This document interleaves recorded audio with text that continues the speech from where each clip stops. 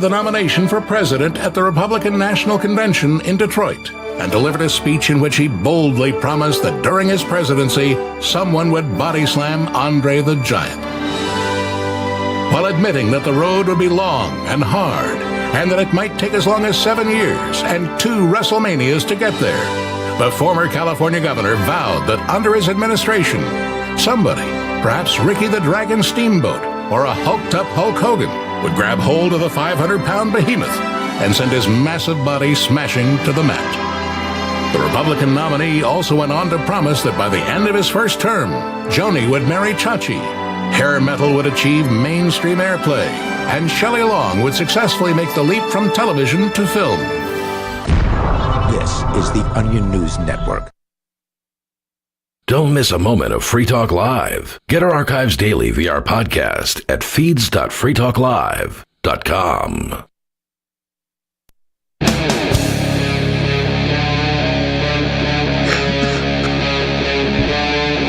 Free Talk Live. It is Free Talk Live. 603-283-6160 is the number to call to get on the air, to tell us what's on your mind, to give us your opinion on any subject that you would like, because we are here to listen to you. The we is myself, Chris, Stu, and Riley.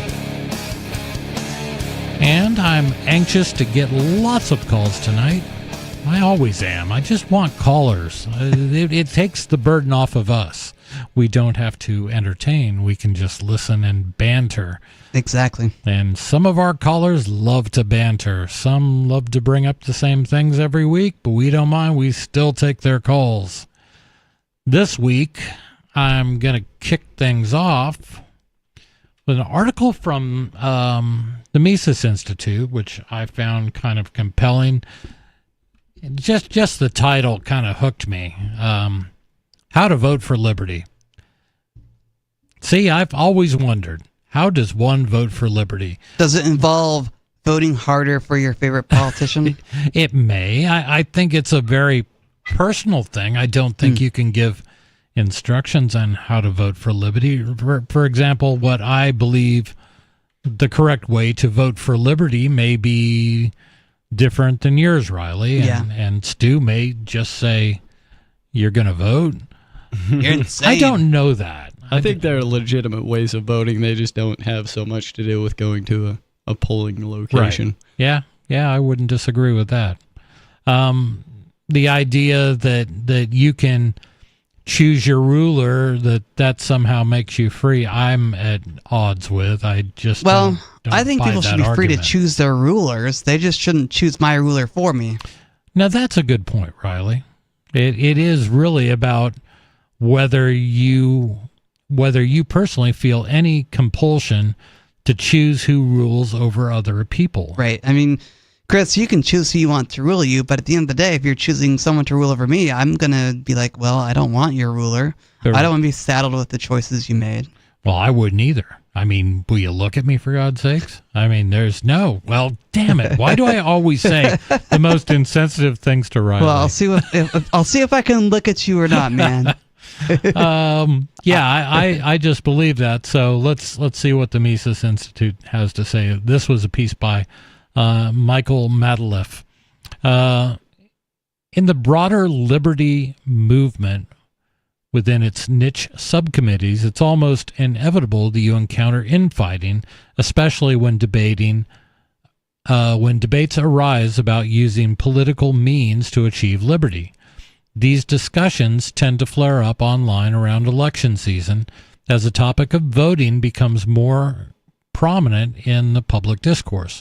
Generally, two camps emerge in these debates, which we might call the, quote, purist, unquote, camp and the, quote, practical, unquote, camp. By highlighting the often overlooked nuances within these arguments, we can step back and see the bigger picture, understand how liberty-minded individuals can make informed voting choices that align with their principles.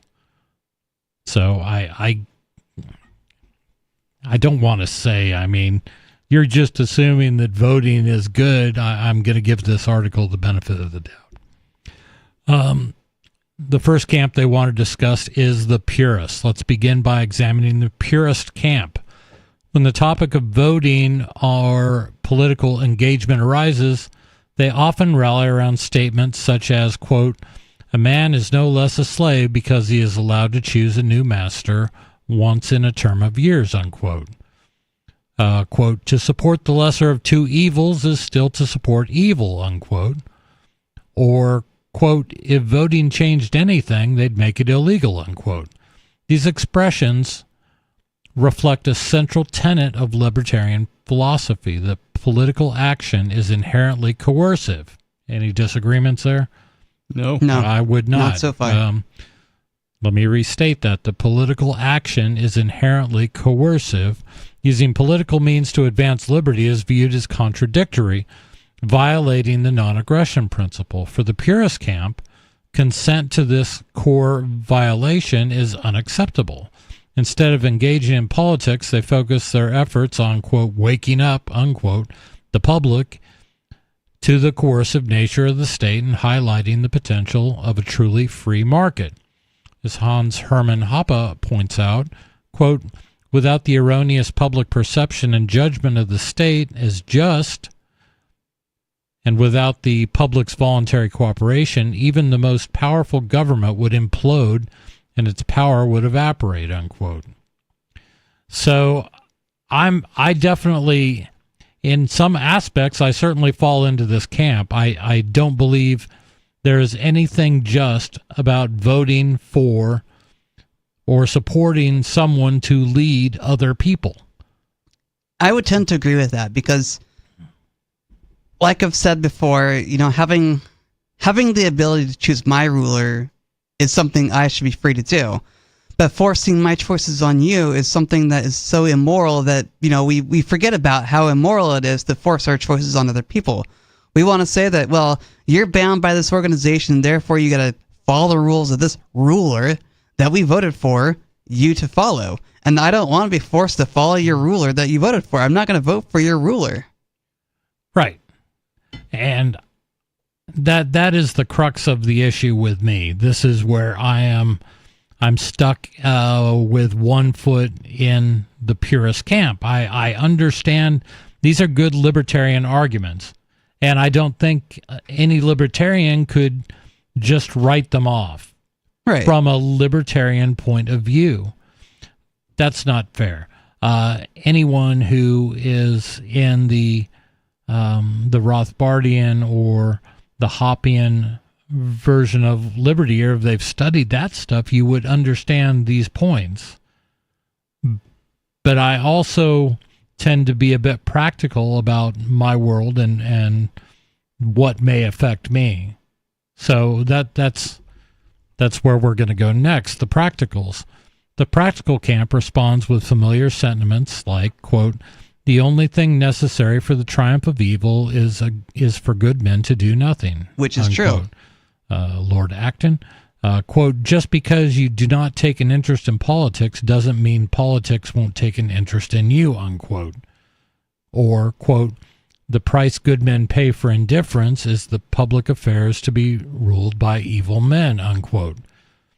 These quotes reflect a pragmatic approach to our reality, that they are subject to the authority of the state. As such, efforts should be made to navigate and mitigate this unavoidable circumstance, even if that requires political participation. However, it is crucial to clarify that participation does not equal consent. Rather, it should be viewed as a form of self-defense, which does not violate the non-aggression principle. So we've talked about that a lot, the use of a defensive vote. And how do you feel about that, Stu? Well, I have some serious problems with this article because I understand. So, well, so you're a purist. So many times they have us asking the wrong question, anyways.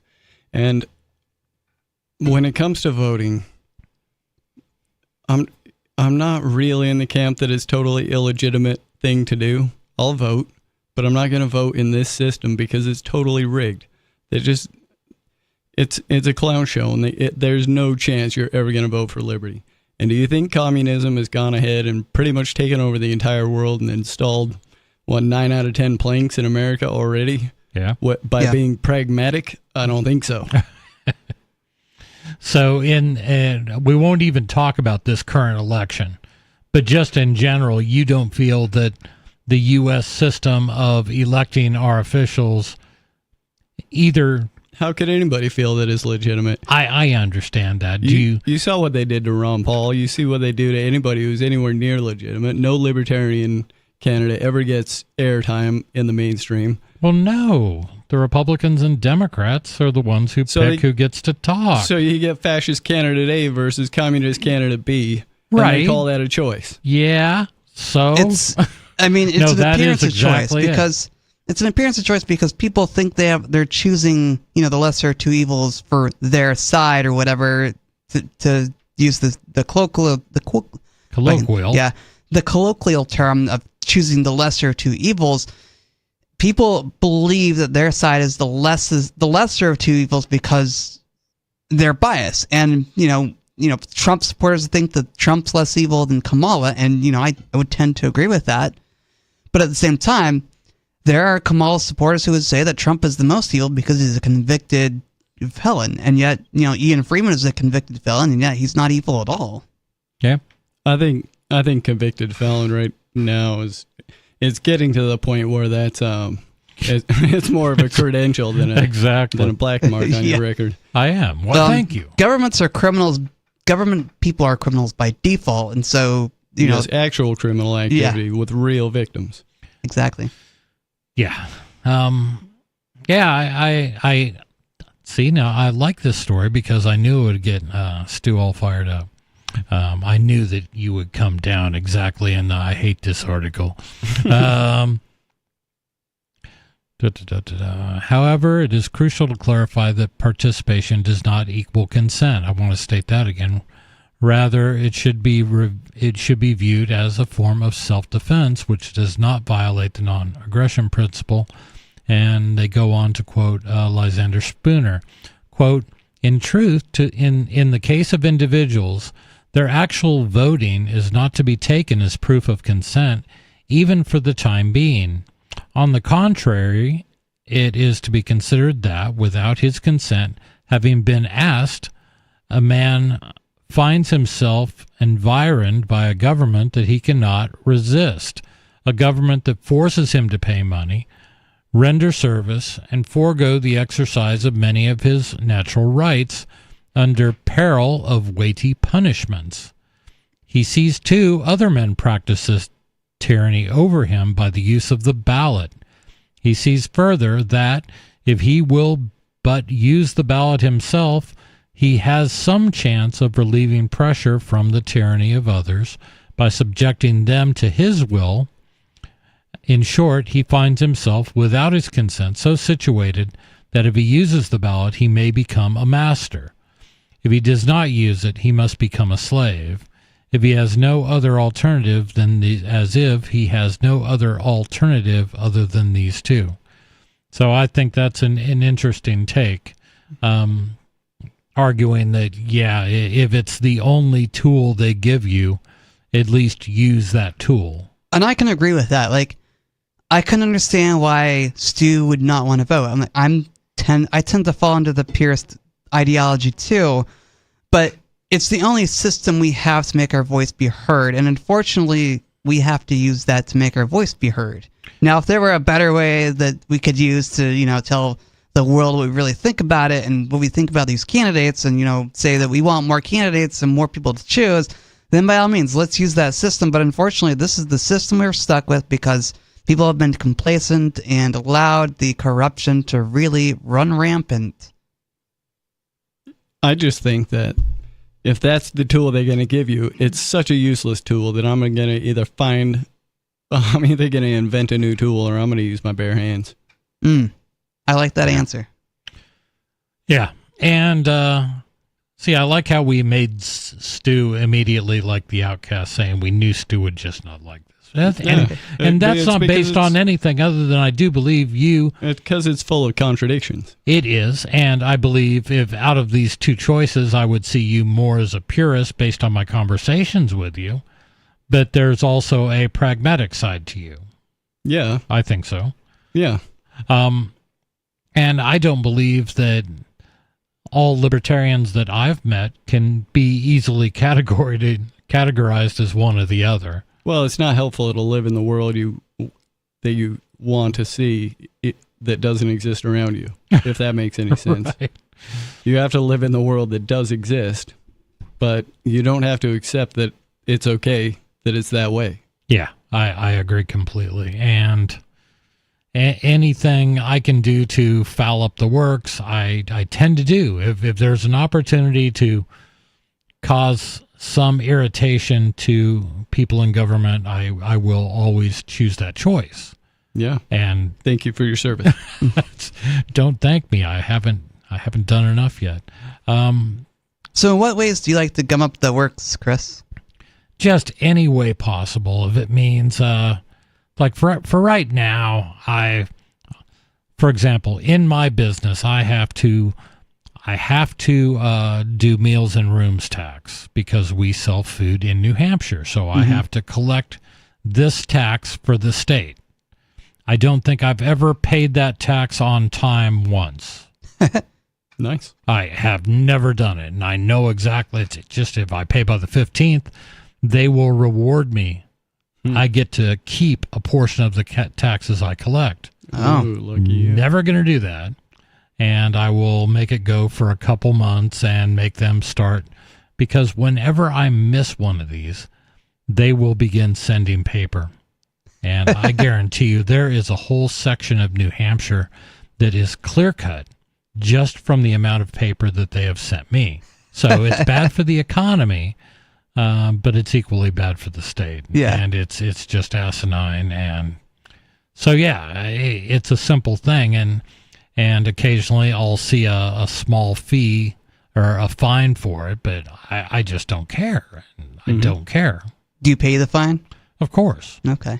I don't want to go to jail. Oh. So Those always have threat of a gun behind them. yeah, they'll at some point they'll get tired of my shenanigans. But until then, I will get angry phone calls, and those are great because I know their numbers, and I just choose not to pick those numbers up, and they send me lots of letters, and I choose not to open them. Nice. I know what they are. Yep. I caused them. Yeah. How could I not know? But yeah, I will absolutely do things like that. And No, I think that's a great approach. yeah, and I think that, you know, the majority of people, like just to look at the stupid meals and rooms tax in New Hampshire, I guarantee you the majority of people just do their best to get that thing filed by the 15th because they get to take a little bit of that money for themselves. I'm sure. And they probably don't have to deal with that many people like me. Yeah. So good. It probably involves the whole department and them going, yeah, it's him again. But I just don't care. Couldn't they revoke your business license if you keep doing that? Of course, they can do things like they could revoke my ability to tax, Oh, which would make it illegal for me to sell interesting. food. I've So never heard of even that. though it's not a food license at all, to sell food, I have to be able to tax that food. Therefore, for me to have a food license, I have to have a tax license. You have to have a license to collect taxes on behalf of the government? Yes. Holy shnikes. That's Yeah. insane. Like, Yes. you have to have permission from a group of strangers calling themselves government just to collect taxes? That's insane. To steal money from other citizens. Yeah, I that's mean, come on. absolutely silly. Like, who are these people anyway? They are government officials. They are bureaucrats, and they are the legislators that we voted for. I say we in a very general term, but the people of New Hampshire voted for, who came up with this asinine scheme. How about just not taxing? I imagine the guys that came up with that they were just laughing so hard.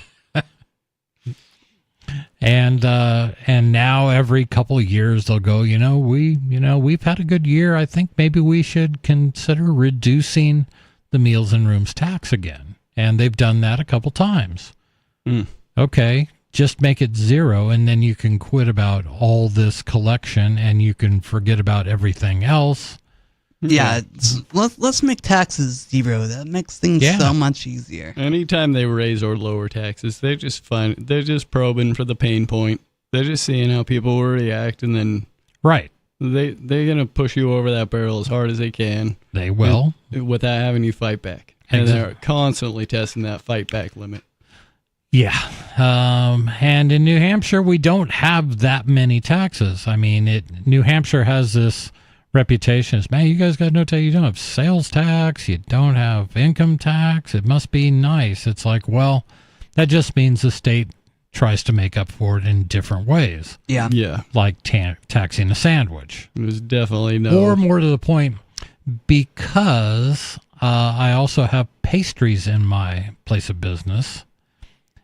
If I sell a cup of coffee, then that coffee has to be taxed. If I open a place that just sold coffee, no tax. That's not a meal. Oh, interesting. But coffee because becomes a meal once it's in the presence of food. In the presence of pastries. See, what do they define as a pastry? So do they define as a Pop-Tart as a pastry? So if you're selling coffee and Pop-Tarts, you'd have to I don't know if Pop-Tarts would make the cut, but certainly like a cheese Danish by Hostess, that would certainly qualify as a Danish. Wow. Or pastry, yeah. As a pastry, I'm sorry. Yeah, it's completely asinine, and this is ridiculous. It's as we talk it out, it is absolutely absurd. So why would you have it? Why would you have it? It's just because they want some amount of money from the serfs. Well, it's the maximum amount is what it is. They're just always testing new ways to find out what that maximum amount is. And I find it interesting. So if taxes happen to get cut, like if the state reduces the amount for the meals and rooms tax, it's going to be very, very difficult for them to otherwise raise that back up. You know what I mean? Yeah. It's going to, no, if you had a Democratic House, a Democratic Senate, and a Democratic governor, it would get passed. I have no doubt. Yeah, I don't think it would be hard for them at all to raise or lower any tax they want to at any time. I don't know that the Republicans who want to be elected would want to go down that path at this point in time. You know what I mean? Again, at this point in time, I don't think they would. Well, and that's a political question. I mean, right now, things tend to be favoring libertarians and conservatives in New Hampshire. And it's looking like a good year for them in the elections. They're likely going to win our governorship. They'll likely keep the House and have a shot maybe at the Senate, but we don't know. 603-283-6160 is our number. Give us a call. This is Free Talk Live.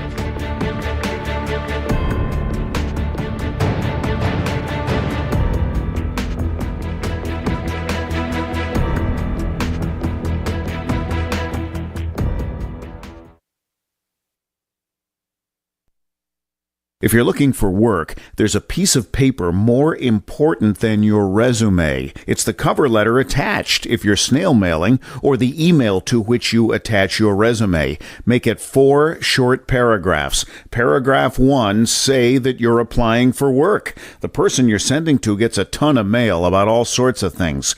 If you have a password, that's your first sentence. Tom Nelson tells me you and I should meet. Paragraph 2, what you do and how that relates to the opening. Be as specific as possible. Paragraph 3, why you want this particular job. I'm originally from Boston, so I know the market well. I have family and friends in the area, so this would be a homecoming for me. Paragraph 4, unless the job posting stipulates no calls, and I will call you to follow up. Thank you in advance for your time. From survival freetalkspeech.com. I'm Holland Cook. From Feature Story News in Washington, I'm Nick Harper. The United States has confirmed that North Korean troops are now stationed in Russia. Defense Secretary Lloyd Austin told reporters in Rome there is evidence of soldiers in the region. Ukraine's military intelligence earlier said troops were expected to arrive in Russia to join Moscow's fight against Ukraine. FSN's Megumi Lim reports from Kiev. Earlier this month, Ukraine's military intelligence chief Kirilo Budanov said as many as 2,600 North Korean soldiers would be deployed to the Kursk region. On Tuesday, he said troops were expected to arrive on October 23rd. He did not give an update on the number of soldiers. Budanov has warned that around 10,000 North Korean soldiers will likely join Russia's army in the coming months.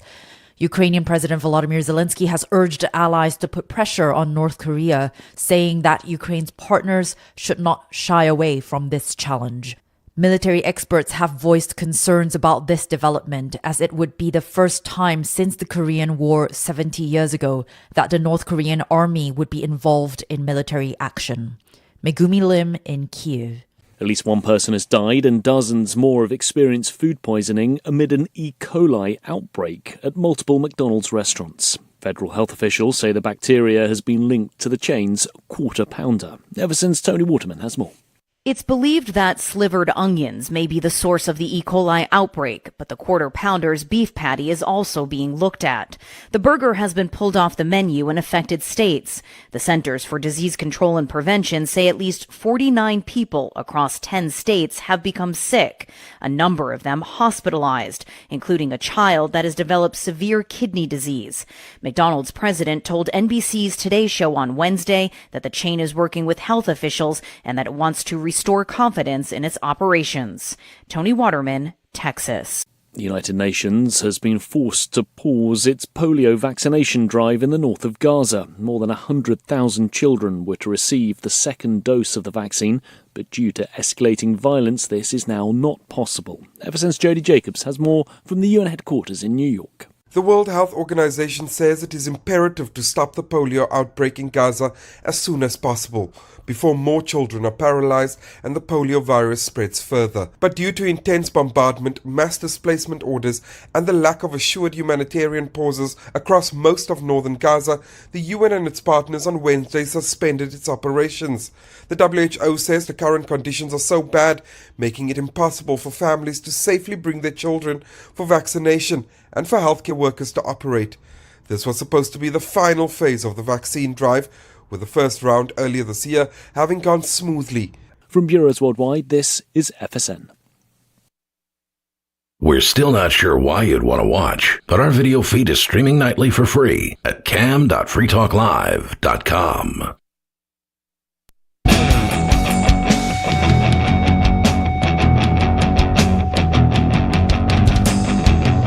It is Free Talk Live. Our number is 603-283-6160. Come on, light up the phones. I want to hear from somebody. Somebody is calling in right now. Excellent. We'll go to them shortly. Someone from New York City, New York. Oh, my. I am guessing, well, I'm not going to predict that it's Skeet, but it could be. But I also wanted to remind everyone that Free Talk Live is brought to you by Dash Digital Cash.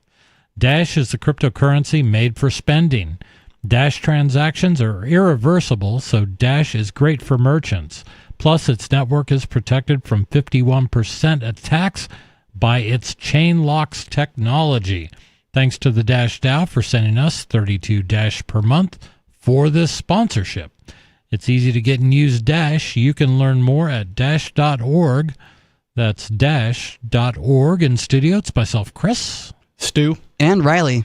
And we have been talking, I'm going to finish up this story. We've been talking about a article from the Mises Institute titled, let me see, How to Vote for Liberty. We're curious how you do that. And the last section in this is called The Most Important Election. How can we determine the best course of action as we approach, quote, the most important election of our lifetimes, unquote? Any comments? other than the obvious every election. This isn't the most important election of our lifetime. Every election has been called the most important election of our lifetime, but is it? Is it really? Yeah, I've voted in too many most important elections of my lifetime, like all of the 80s and all of the 90s and all of the aughts, and after a while you just kind of begin to doubt whether it really is the most important election of the lifetime. The Practical Camp offers a compelling argument engaging in political means does not imply consent. Rather, it can be viewed as a form of self-defense and preservation. However, the Purist Camp presents a valid counterpoint. Relying on political process will never achieve true liberty in our lifetimes. In my view, that is the writer of this article, the key to identifying the better path lies in recognizing that there are alternative ways to vote for liberty outside of the realm of politics. As Mises insightfully notes, quote, "The market is a democracy in which every penny gives a right to vote. It is true that the various individuals have not the same power to vote. The richer man casts more ballots than the poorer fellow. But to be rich and to earn a higher income is, in the market economy, already the outcome of a previous election. The only means to acquire wealth and to preserve it in a market economy not adulterated by government-made privileges and restrictions is to serve the consumers to the best and cheapest way. Capitalists and landowners who fall into this regard suffer losses. Capitalists and landowners who fail in this regard suffer losses. If they do not change their procedure, they will lose the wealth and become poor. It is the consumer who makes poor people rich and rich people poor," which I think is interesting. In this passage, Mises examines economic voting within a free market where consumers cast, quote, votes, unquote, through their spending with each unit of currency acting as a ballot. The system reflects a democratic process, shaping economic outcomes based on individual preferences. Mises highlights the inherent inequality.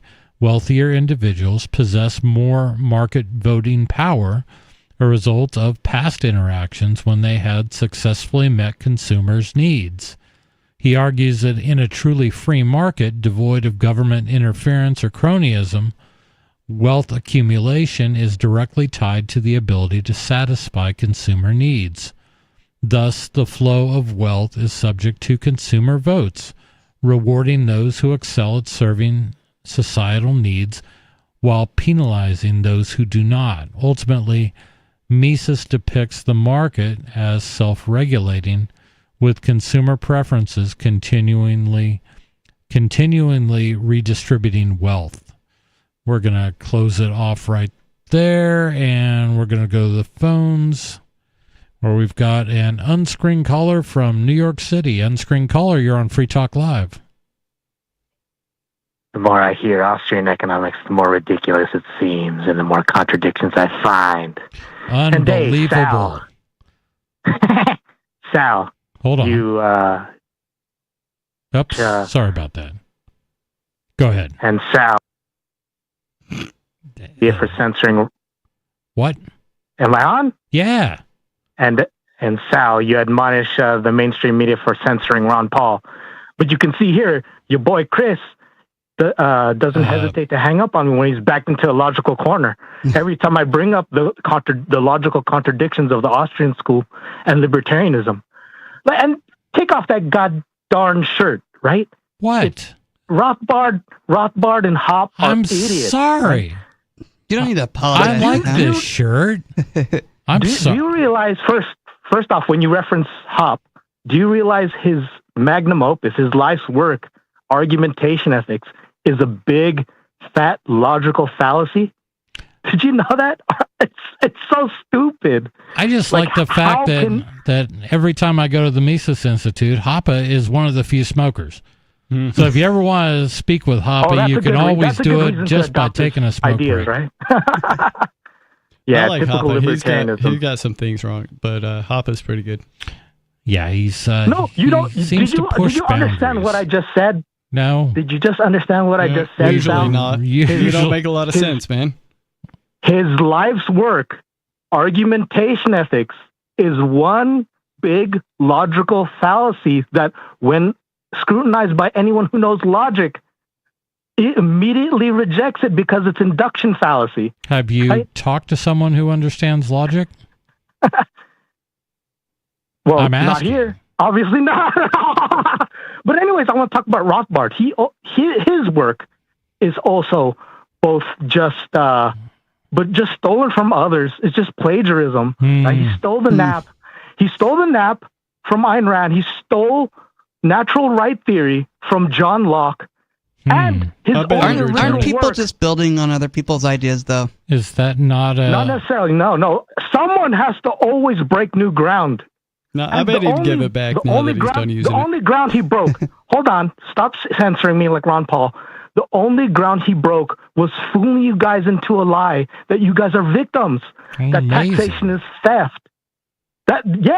He made you guys think you guys are acting like anarcho-communists who falsely claim wages are theft. So, right? Or exploitation. according to Skeeter, what path should we take? I mean, we should just give up any thoughts of libertarianism. Should we just become full-blown? I think he's going to say yes, we should become full-blown That's also what I statists. wanted to talk about. And he wants us Rothbard fooled you. He advocates for the- evolutionary capitalism. Anarcho-capitalism has fooled you into adopting the wrong strategies, right? Like you're talking about cutting Possibly off the government revenue. capitalist part. That's like Chris is talking about cutting off government revenue as a tactic or agorism, which is stupid. These are ineffective relative to increasing government spending because you can increase government spending to infinity. You can only take government revenue to zero. Government has very little power in raising revenue, right? They can only raise tax rates, but tax rates don't necessarily translate to an increase in tax revenue. It actually, increasing tax rates actually decreases tax revenue. Did you know that? Yeah, That's the I heard point. some guy So named if you really Laffer wanted- talking about that. If you really wanted to talk about, well, it depends where you are because it depends if raising tax revenue decreases how much it decreases GDP. Okay, I have an Right? honest question for you. Why do you always spoof your location? Why do you do that? Because- Why, when you call in here, because do you government- spoof your location? Government gives me the right to privacy, and I take full advantage of it as an accelerationist, which you should do too. If you really wanted to get rid of democracy, right? This is what you do.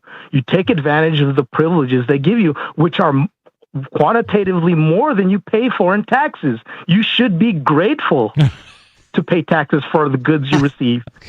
I should be. Because I should be, but I'm just not. Hey, thank you for the Yeah. call.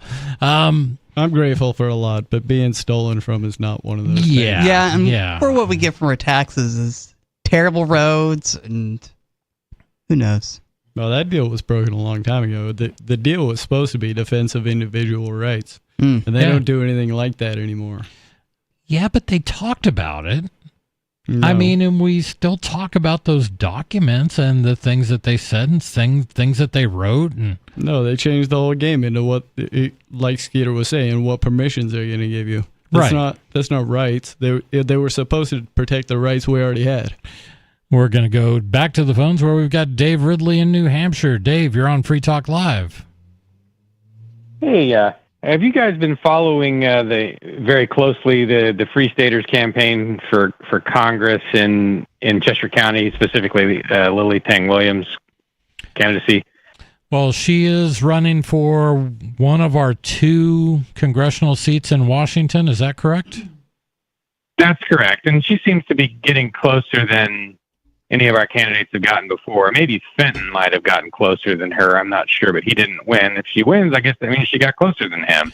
Yeah, it's interesting that, I mean, and I've met Lily before. She's very nice, and she's got a good pedigree,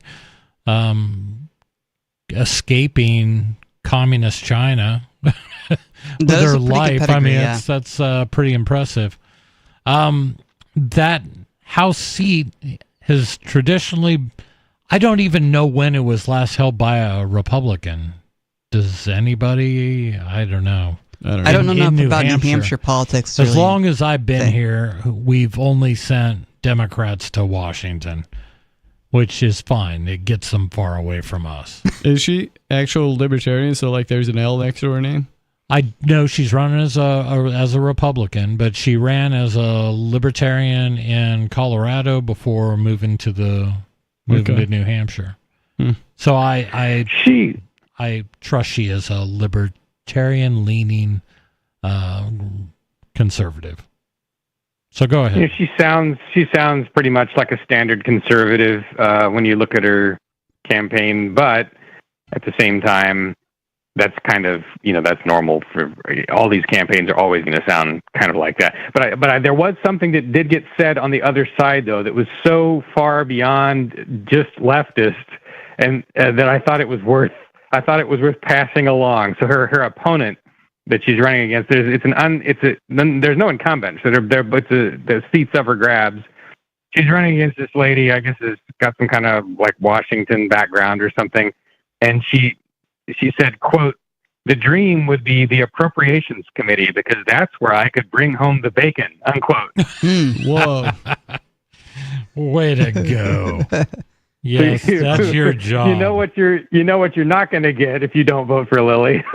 Yeah. Jesus. You're not going to get any freedom just spending. And it's like you'd think that like the term pork barrel politics, I thought that was just supposed to be figurative. No, she literally wants to bring home bacon. I wonder if Lily has a team of people that are specifically in charge of looking into election fraud.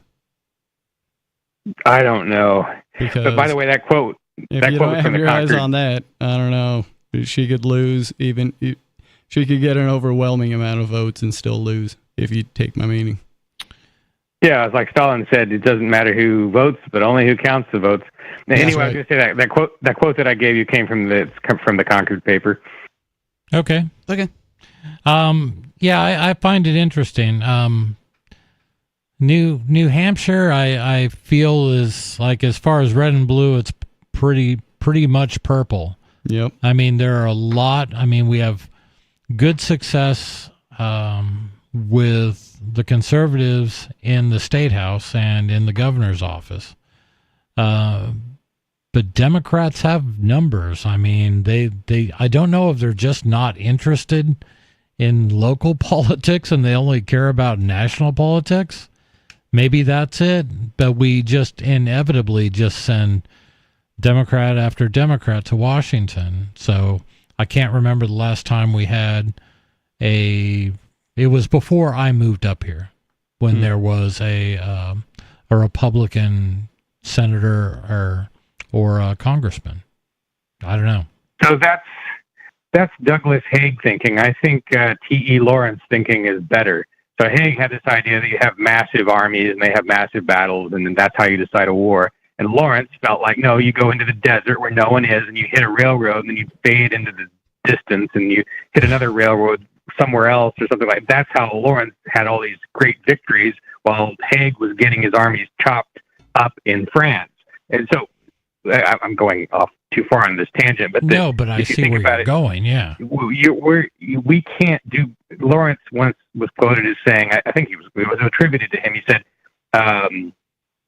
he reportedly said, "We can only do small things right now. Later, we'll do the big things." Okay, that's interesting. So that's the way these congressional races are. Everybody wants to move the mountain before they learn how to move the boulder. So you think the Republicans are on the right path where we're winning consistently in the state? It's a lot more important to me. I don't even pay attention to these imperial races.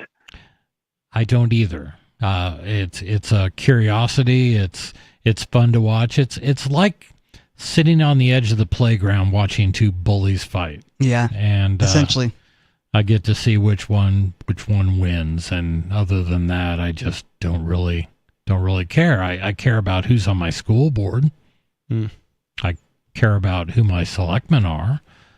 It's easier to care about the local elections, like, selectmen or city council or school board, than it is to care about state elections or, the national elections. Well, it may be easier, but for most voters who just don't pay attention to anything, if they watch their nightly news, they're not going to hear about anything other than, if the most they watch their important nightly news, they're not likely to think about anything either.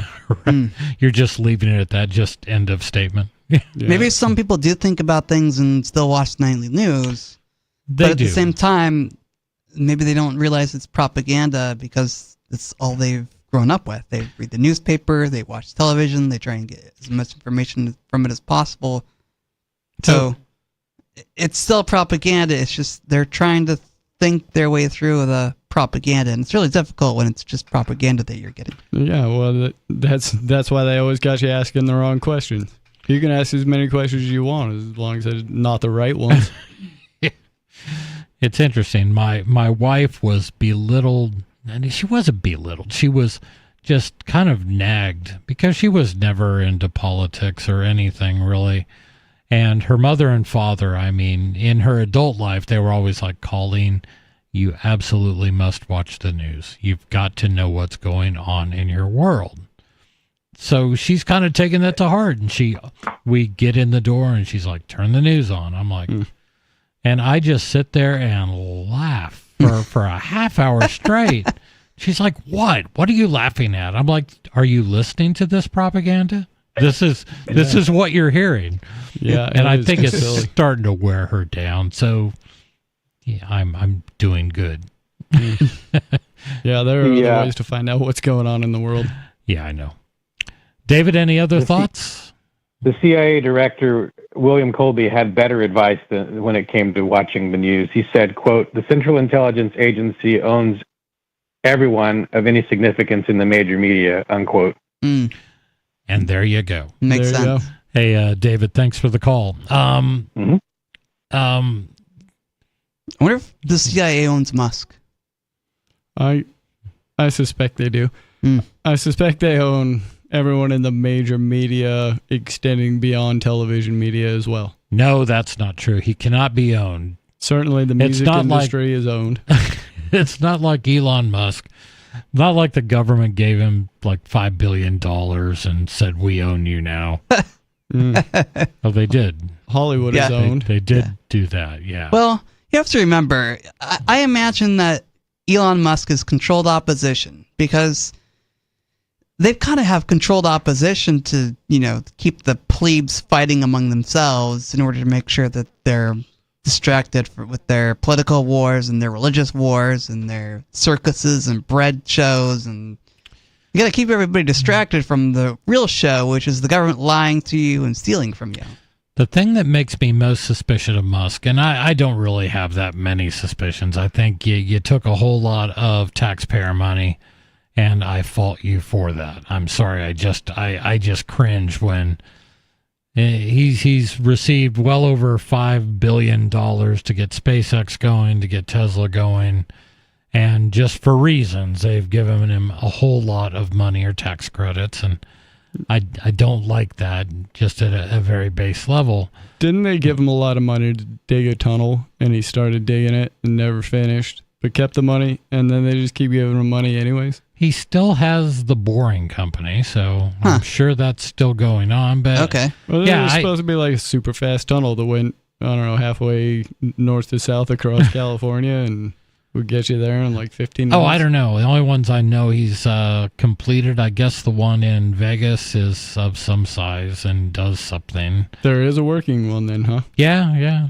Interesting. I don't know how far it goes, or anything in Vegas just to me sounds like a carnival ride anyway, and it's just meant to make people happy. And, and I think he may have done something down in Texas too for his employees, or to get people to work. And I do not know. I think the concepts, he's great at concepts like, the self-driving car that we all have now.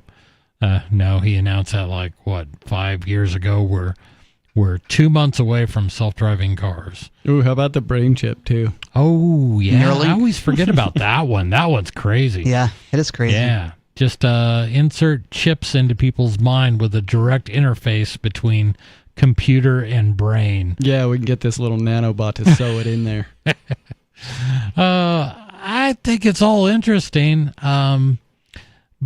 But also I look back at Musk and I remember when he was such a darling of the Silicon Valley liberals. I mean, he was one of theirs, man. And this guy is so smart and he supports our politics and all this stuff. And now like he's like a diehard MAGA guy. He's Trump to the end, undoubtedly because he feels like he'll get something out of Trump in the White House.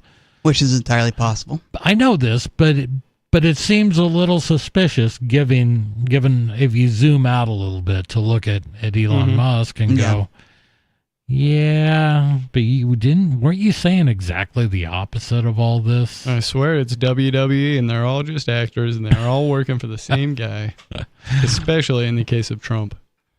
Yeah. Got to keep the show going, Stu. I mean, it's a fun show. I don't know. Trump. It's fun to watch. It's got terrifying results, man. Yeah. Yeah. And I see this as regardless of who you vote for, it could go horribly, horribly wrong. And something truly awful could happen with Trump as president or with Harris as president. Yeah. And I just haven't wrapped my head around I would feel complicit in casting a vote for either. And that's how I've felt for years. I can't remember ever voting for a serious presidential candidate for an awfully long time. I love it when my guy doesn't win. Yeah. And that feels good. I didn't have a hand in any of this nonsense. But a lot of people are pointing it at Trump's promise to free Ross Ulbricht. Yep. And I'm not devoid of feeling for Ross. I feel that he should be let go, and if there's a chance, I don't know. 603-283-6160. Should I consider voting for Donald Trump if he does indeed, as he promises to do, free Ross Ulbricht? I'm torn. Give me a call. Again, 603-283-6160. This is Free Talk Live.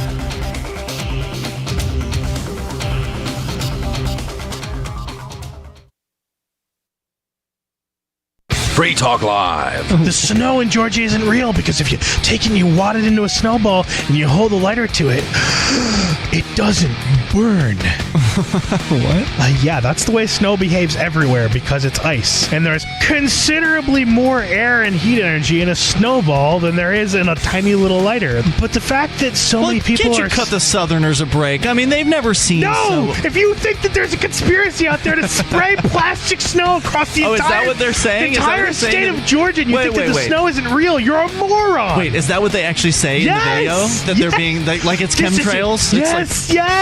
There's hundreds of videos of people going, this isn't snow, it's not real, it's fake. My friends and fellow patriots, a conspiracy. They're spraying chemtrail snow all over the state of Georgia. Free Talk Live, 7 nights a week from 7 to 10 Eastern at freetalklive.com.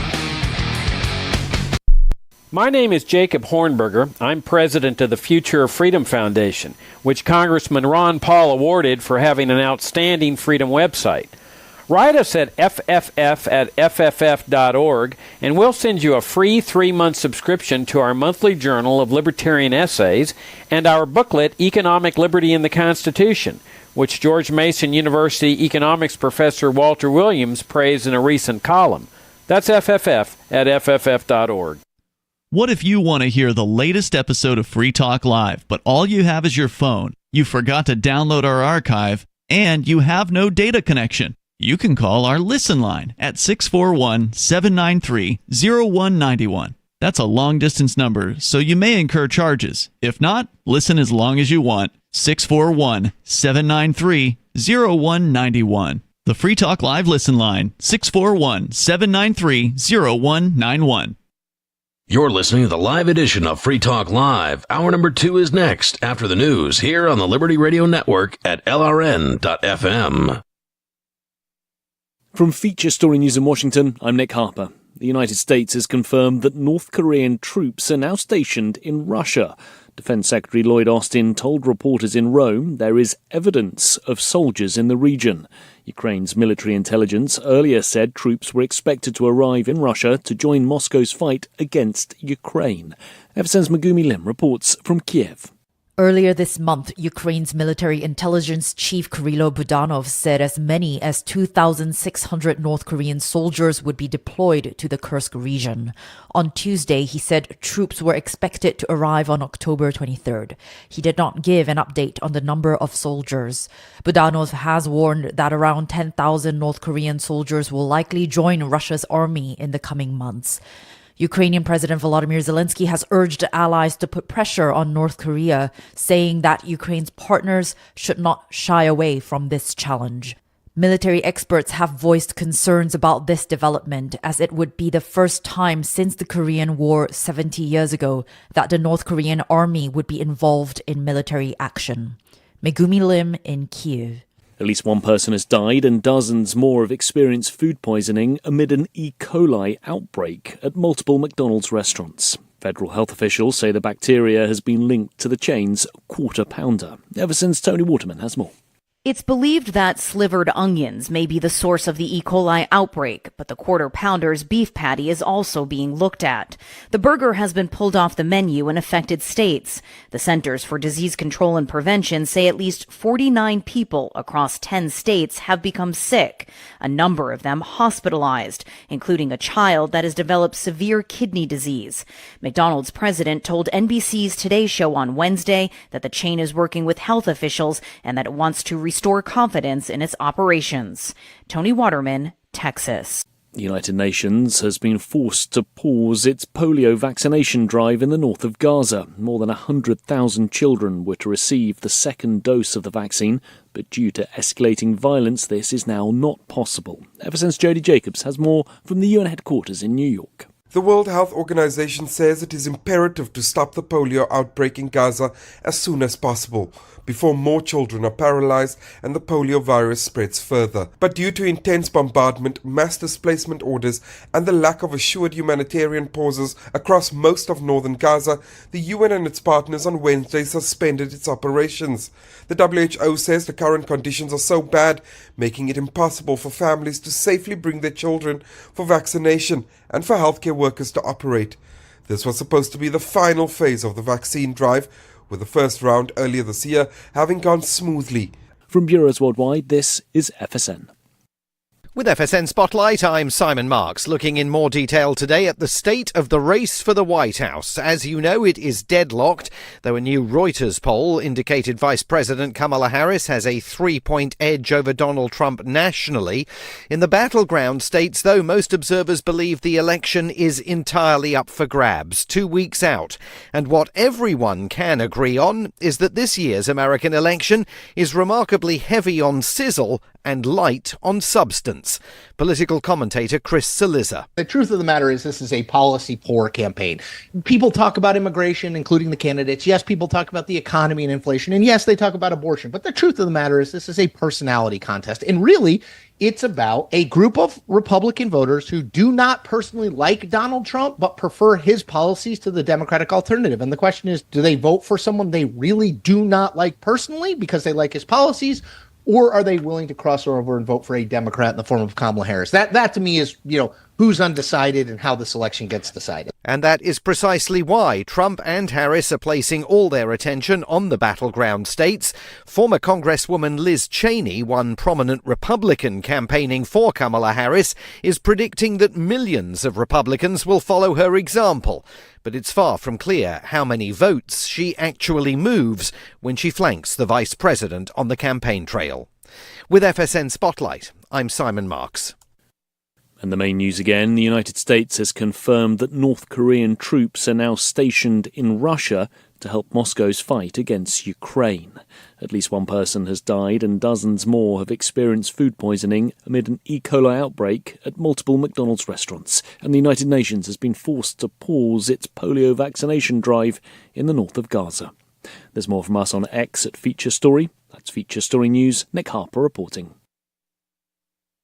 A majority of Americans are pointing to Friday's tragedy as a clear call for major reforms in everything, or literally anything at all that might prevent acts of horrifying, senseless violence. According to a recent ONN poll, the nation is united in saying that the key to preventing future tragedies is a drastic change in gun control, mental health care, school security, media coverage, violent entertainment, the fragility of the human condition, and really so many other things we probably haven't even thought of yet. Jesus. The Randolph Center for Public Health and Safety also released a statement saying, quote, "If you look at statistics regarding gun violence in the United States, you'll see the recent shooting is a clear cry for any thing at all to please be different." In Washington, lawmakers have reached a bipartisan agreement that the U.S. desperately needs tighter firearm restrictions or looser firearm restrictions, or honestly, whatever option just makes these things stop. Do that one. This is the Onion News Network. You can help spread the ideas of liberty with our Patreon for just $5 per month at amps.freetalklive.com.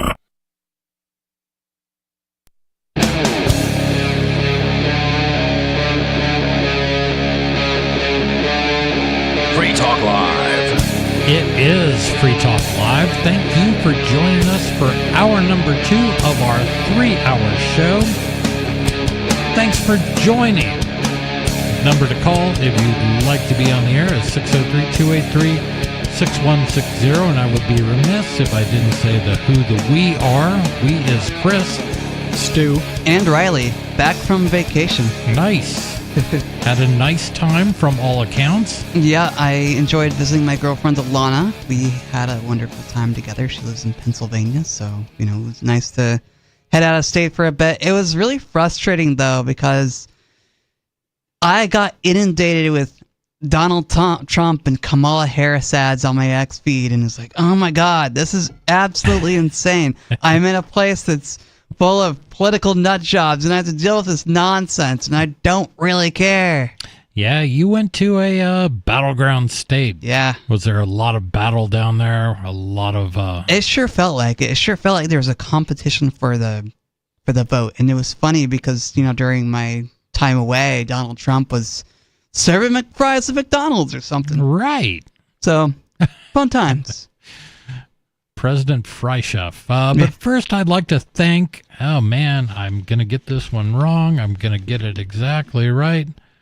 Flipstarter Me for being an amplifier with us at Free Talk Live. That means that flipstarterme.me went to amps.freetalklive and signed up to support the show. AMPS stands for Advertise, Market, Promote, and Support.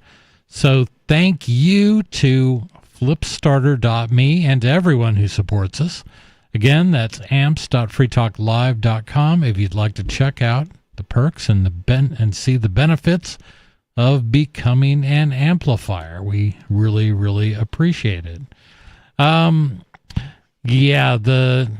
Just in general, I read a lot of headlines, I read a lot of news stories, I listen to podcasts, and it's all election talk. Every 4 years, it just gets inundated, and it's getting more and more aggressive with election talk. Every single time I turn around, it's like, this is the best we can come up with is an old crotchety nut job and a young crotchety nut job. Yeah, exactly, yeah. And a nut job that's going to lock people in a cage, no less. Yeah, it's pathetic, and I don't know. I mean, maybe I'm just misremembering this, but there was a time, it seems like in my lifetime, when political candidates talked about their plan and what they would want to do that was in stark contrast to the other side's plan as they have enunciated it up to that point. And anymore, The only thing that either side says is, look how horrible the other side is. Yeah, and it's just personal attacks all around. It's just like, it's really disgusting. I think what they're doing here is they're just making it so ridiculous that nobody actually feels attached to the person they voted for anymore. And that way, when the time comes, the voting is a thing of the past, nobody will be that sad about it. I know I certainly won't miss that part of it, but I don't look forward to a permanent authoritarian. I agree. I don't want a permanent authority either, and it's just really sad that some people... This way we get a different authoritarian every 4 years. Some people want a permanent authority. Yeah, and you're going to get a different authoritarian every 4 years, which is going to push you towards that permanent authoritarianism. Yeah. I don't know. I think that in this world they love to talk about how, at least in America, we have a choice. I think I've heard people say that Reagan did some liberty things, but I'm still going to call that's false. Not liberty. Pushed you straight towards the communist agenda and one world order. I think various presidents have done things that were probably pro-business, pro-liberty, pro-free trade, all these things which may all be good for liberty, but taken in toto, there's no way you can look at any of them and say pro-liberty. By the time they're done, you don't have more liberty. Right. And rarely more money, or anything, and that's the frustrating part. We're going to go to the phones where we've got Robert in Vermont. Robert, you're on Free Talk Live. Good evening, gentlemen. How are you two this evening? Excellent. Good, thank you. What's up? All right, so I guess the thing that I don't like about all of these elections, and it probably goes back quite a ways, is that these elections, I don't believe they're won by votes. I believe they're won by, they're being paid off. They're being bought, these elections. Yeah. Why do you have that conclusion? Because it seems like every time, they always seem to vote in people that are just not good people, or they're horrible people. Yeah. They seem to vote. I mean, it seems like everything is always the same thing once every 4 years, except it's just shifting around a little bit. Yeah, it's almost like everybody knows that politicians are crooked or something. Right. And there's, wealthy people that are out there, and we're not part of that club, and well, speak these for people yourself, buy Robert. elections all the time. I agree with you on that. Yeah, I look at Donald Trump and I go, all right, by various accounts, he's worth $1 billion or $2 billion or some number of billions. Like he could probably do anything he wants, but it just seems like on a pride point, he couldn't stand the fact that he lost. Yeah, he just can't give up he just can't handle losing, it seems. And if he loses this time, it's going to be pretty ugly, I imagine. I just think that, he had his 4 years, whatever he did. And I think it's time to move on. I agree. I don't really think he has anything to offer. And I certainly don't believe that he would free Ross Perot. I just don't believe Ross Ulbricht, excuse me. I don't believe him. Okay. I'm skeptical. I think that we've got a better chance at having Vernon Supreme win for presidency. Now, there you go. That would be an interesting experience. We deserve him. Yeah. I couldn't agree with you more. I didn't see a whole lot of Vermin Supreme this year. Yeah, I really like the Vermin Supreme thing. That's an absolutely fantastic troll. And I like ponies. Yeah. Ponies. You want a free pony? I think brushing teeth is important. I agree. I think so too. So, I like his platform. Mm-hmm. But no, his style. We have Trump, and I read an interesting somebody that got appointed by Trump to be embedded in the campaign and the first 100 days of Trump's election. This author, and I can't remember who wrote it, his point of view was nobody on Trump's team ever thought he'd actually get elected. Trump didn't think he would actually win the election. Melania didn't at all. Or don't worry, we're just doing this for the brand name. And you don't have to worry about me winning because I'm not going to win. And he played it up like a joke throughout the whole campaign. I've heard this angle. Yeah, and then won, and like the night of, Melania was in tears, and they hadn't planned for like what to do during those first 100 days. Who are they going to install and all this stuff, because nobody was seriously considering him winning, which I think it rings kind of true to me, and I don't know. Well, I think it plays well with the WWE story that's ongoing. How much of that is true, I don't know. I don't know either. I think it's been in the cards for him to be president for a lot of years. If you start looking at things. His interview on Letterman from back in the late 80s or early 90s, where he's like, "Oh, come on, you don't want me to be president," and it's just it seems like this has been set up for a long time. That could be. Yeah, for sure. And maybe Donald Trump has controlled opposition so they can ferret out the people they don't like, probably, and put them in cages. So we're gonna strike your Vermin Supreme support, Robert, and we're gonna put you in Kamala's camp. Is that okay with you? And no, I'm not gonna vote for Kamala. I think that's how they pronounce her name. Kamala? Okay, I like Kamala. But no, I don't think that either one of these candidates are interested in my best interest. I don't think that they care at all. Of course not.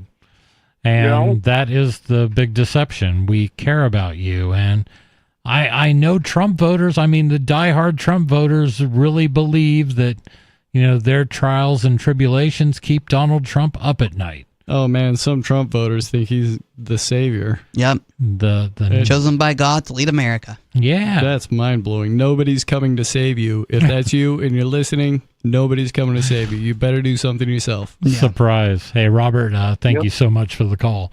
No, come on, man. They have invested everything in this guy. Everything. They've sent him money. They've given him money. They want to see him. They want to stop the steal. They want to make sure that the right guy gets in. Well, there's a way to do that, but it's not Donald Trump. Sorry. Yeah, I would tend to agree. I don't think that anyone holding the idea that Donald Trump is chosen by God is completely reasonable. I think they have their biases and their religious biases and whatever, but at the same time, it's like, when you have your religious biases governing your life and you think that some political leader is chosen by God, then it just shows your lack of integrity as a human being, because you're simply outsourcing your spiritual life to a man with a title or a woman with a title to save you in the name of your God. I am a sinner. I will freely admit that I am a sinner. Sure. But all of us man, are. I think Donald Trump's outsinned me. Yep, probably. I'm just talking about the stuff that makes the papers and stuff like that. I just look at some of the accusations, the allegations, some of the things that he did get charged with and found guilty of, and some of the things he's said on hot mics. Just grab him by the blank. That was pretty. And we've all done unsavory things in this life. And I'm no different. I am no different. But I don't know if I don't know if I've reached the Donald level. Yeah, well, I think the Donalds, salvation of his soul is up to him, and I'll worry about my own. I can only control my own salvation. I can't worry about Trump's or anyone else's. Well, if salvation is even a thing. Did you hear him tell the Christians, on a side note, about how he only needs them to go out? I need you, dear Christians, you beautiful Christians, to come out and vote for me one more time. And then after 4 years, you won't have to do it anymore. Exactly. What the heck was that about? That means, instead of holding your nose and voting for me, you'll never have to do that again. Or it means that they'll never get me out if you get me in. Yeah. That's kind of how I read it. But I'd go for the former. I think since he knows this is his last time he can run, he's saying, "Oh, you Christian people, this is the last time you have to do this for me." It didn't seem like you really wanted to give it up last time. I think the next words out of his mouth were, "Don't worry, we've got it all worked out," or something along those lines. Okay. You're not reassuring anyone. Yeah. I get that. And I don't know. I mean, and today's article or today's big story was, I think John Kelly, who was one of Trump's chiefs of staff, came out and he's like, Donald Trump absolutely fits the dictionary definition of a fascist. And this shouldn't surprise anyone. All right, here we go. Okay, well... Can I appeal to everybody? Please, let's don't do this. I mean, we can appeal all we want so to, but at the end of the day, the people are going to vote, and they can only think they want their binary choices because they can only think in binary thinking. Yeah, but how about a third option? Just don't. Yeah. Yeah. I believe that this election is making the best case for not voting. This particular election cycle is making the best case. I think so too, especially since you just witnessed 4 years of a mindless president that's full of babble and is shaking hands with nobody. You gotta admit, it was not kind of nobody, entertaining. the formerly known as Rich Paul, but nobody is in nobody. And even his own people now are like, "Oh yeah, he might be in cognitive decline." You think? Yeah. We've been sharing videos of this guy for the last 3 years, reading the teleprompter and that was that. Yeah. Pause for effect. Yeah. Yeah, it was just insane, and they were still saying, "Yep, he's good. He's good. Don't worry about that. Don't worry about the man who looks like a curtain." Don't look behind the curtain either. Yeah, I swear they're doing this as a warning. This here you go. This is your last chance. Are we still gonna do this? It's crazy. So we're going to get into some more news stuff. Stu brought this one in. I just love the headline. This is from Gizmodo. FBI arrests man who searched for "How can I know for sure if I'm being investigated by the FBI?" Without just skipping to the end, I mean, yeah, you kind of do if they come and arrest you. Yeah, pretty then much. You do know for sure that you are being investigated by the FBI. By Todd Feathers at Gizmodo. Eric Council Jr. is accused of helping to hack the U.S. Securities and Exchange Commission's X account in order to post false information about Bitcoin. I think that was an unrelated thing at the top of the page. I think the article starts below that. Let me just double check. The FBI arrested an Alabama man who allegedly hacked. The Securities Exchange, says Eric Council. Posted a tweet today. The SEC grants. It just seems like, well, Chris is looking through the article. Yeah. Let me it just dig seems into like, this. This may be a little awkward. It seems like maybe. No, I think you got it. Maybe there's something else to the story. We're gonna go with it. I'm just gonna read blindly, and maybe something interesting will be in here. The FBI has arrested an Alabama man who allegedly hacked the U.S. Securities and Exchange Commission's X account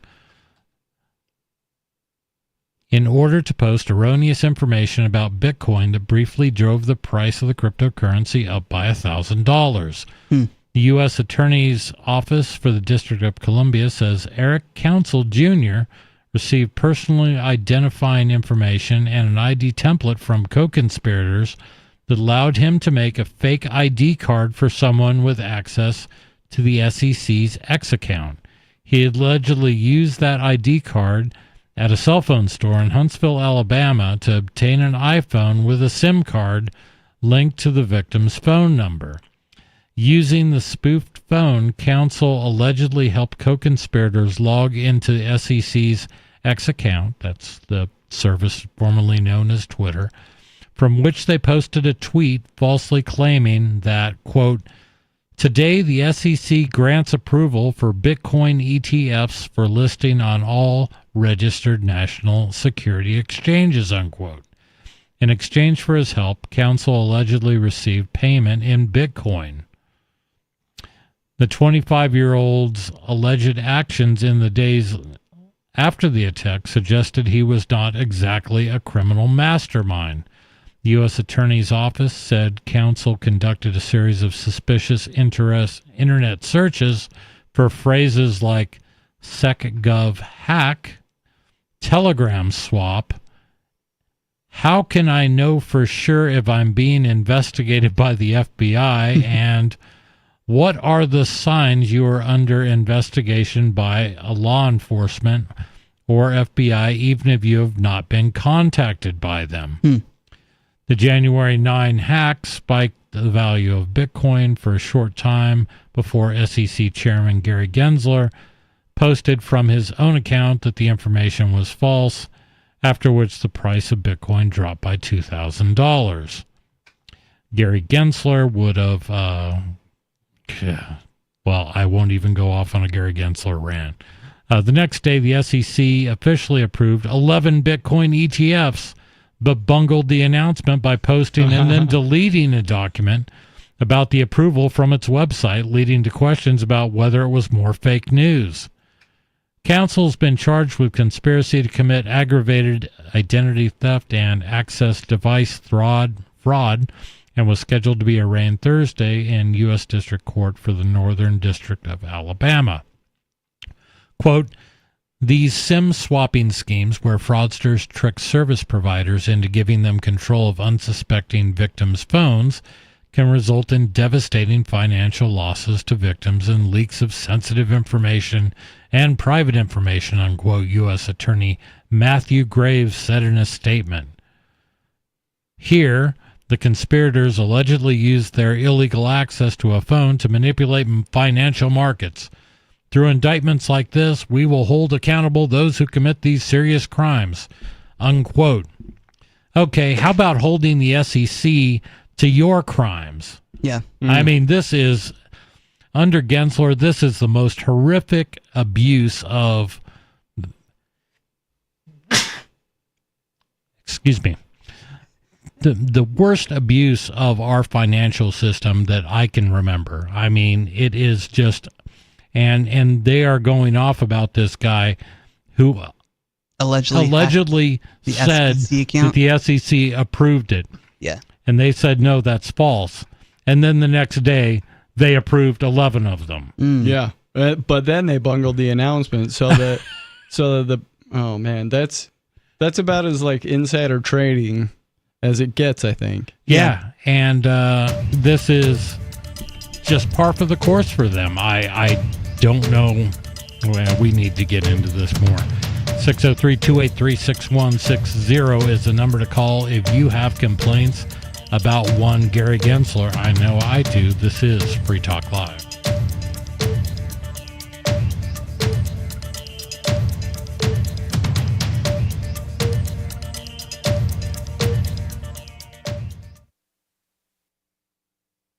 I've been told no in many different ways. I give you an order and you're going to obey it. George, you can go this way. You can't do that and you have to leave here. You cannot bring signs into the rally. Walk with me. Well, I'm comfortable here, actually. Whoa. Hey. Who do you think you are? Excuse me. There is no video and audio allowed in this office. No, I have work today. You ain't gonna make it. Wait on the counter. Now. Wait a minute. Hey! Oh my God! Unbelievable! Why are you running from me? Because you scared me. What am I being detained for? You're being served. What is this? You're being served. What is this? Bureaucrats have a funny way of telling people no. That's the sound of the men working on the chain. Derek J's Victimless Crime Spree. Watch it for free and order the Director's Cut DVD at victimlesscrimespree.com. From Feature Story News in Washington, I'm Nick Harper. The United States has confirmed that North Korean troops are now stationed in Russia. Defense Secretary Lloyd Austin told reporters in Rome there is evidence of soldiers in the region. Ukraine's military intelligence earlier said troops were expected to arrive in Russia to join Moscow's fight against Ukraine. FSN's Megumi Lim reports from Kiev. Earlier this month, Ukraine's military intelligence chief Kirilo Budanov said as many as 2,600 North Korean soldiers would be deployed to the Kursk region. On Tuesday, he said troops were expected to arrive on October 23rd. He did not give an update on the number of soldiers. Budanov has warned that around 10,000 North Korean soldiers will likely join Russia's army in the coming months. Ukrainian President Volodymyr Zelensky has urged allies to put pressure on North Korea, saying that Ukraine's partners should not shy away from this challenge. Military experts have voiced concerns about this development, as it would be the first time since the Korean War 70 years ago that the North Korean army would be involved in military action. Megumi Lim in Kyiv. At least one person has died and dozens more have experienced food poisoning amid an E. coli outbreak at multiple McDonald's restaurants. Federal health officials say the bacteria has been linked to the chain's Quarter Pounder. Ever since Tony Waterman has more. It's believed that slivered onions may be the source of the E. coli outbreak, but the Quarter Pounder's beef patty is also being looked at. The burger has been pulled off the menu in affected states. The Centers for Disease Control and Prevention say at least 49 people across 10 states have become sick, a number of them hospitalized, including a child that has developed severe kidney disease. McDonald's president told NBC's Today Show on Wednesday that the chain is working with health officials and that it wants to restore confidence in its operations. Tony Waterman, Texas. The United Nations has been forced to pause its polio vaccination drive in the north of Gaza. More than 100,000 children were to receive the second dose of the vaccine, but due to escalating violence, this is now not possible. Ever since Jody Jacobs has more from the UN headquarters in New York. The World Health Organization says it is imperative to stop the polio outbreak in Gaza as soon as possible, before more children are paralyzed and the polio virus spreads further. But due to intense bombardment, mass displacement orders, and the lack of assured humanitarian pauses across most of northern Gaza, the UN and its partners on Wednesday suspended its operations. The WHO says the current conditions are so bad, making it impossible for families to safely bring their children for vaccination and for healthcare workers to operate. This was supposed to be the final phase of the vaccine drive, with the first round earlier this year having gone smoothly. From Bureaus Worldwide, this is FSN. Yep, we still do email. Drop your email address in the entry box at freetalklive.com, and you'll be kept in the loop with Free Talk Live.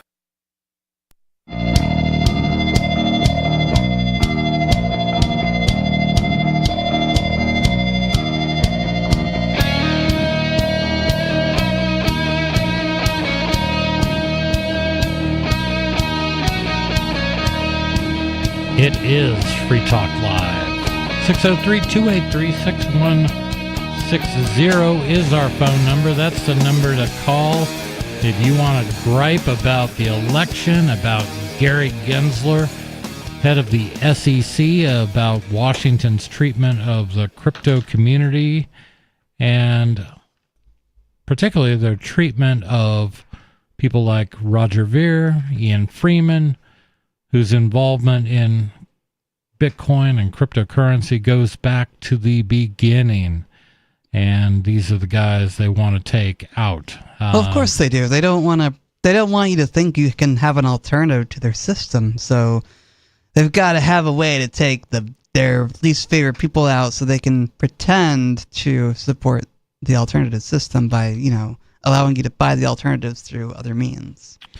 But there is one group that does stand on your side, and that is Edge Wallet. Not your keys, not your Bitcoin, is a lesson that too many people had to learn the hard way. It's always best to get your crypto into a wallet that you control, but not all wallets are equal. Many of our hosts have been using Edge for years to manage crypto, and there just aren't many wallets to compare, at least that have all the features that Edge does, featuring a unique login system that makes it easier for you to access your crypto from multiple devices. Edge is designed to be user-friendly. In a space that can be notoriously difficult for non-tech people, Edge is a valuable tool for novices and experts alike. You can learn more at edge.app, which features a link at the top for those who wish to learn more about crypto and wallets. And thank you to Edge for sponsoring Free Talk Live. Again, get more information at edge.app. I use the Edge wallet. Yeah, me too. Yeah. I used it at the Moose Mart just yesterday, I think. Nice. Yeah, we did sell you something, and you demoed. We did do a transaction through a new payment processor we've been playing around with. Yeah, it was pretty slick. It did work, and we're always kind of it's open source. We'll talk about it more on a future show, but it allows regular businesses to easily accept cryptocurrencies. It's something that's.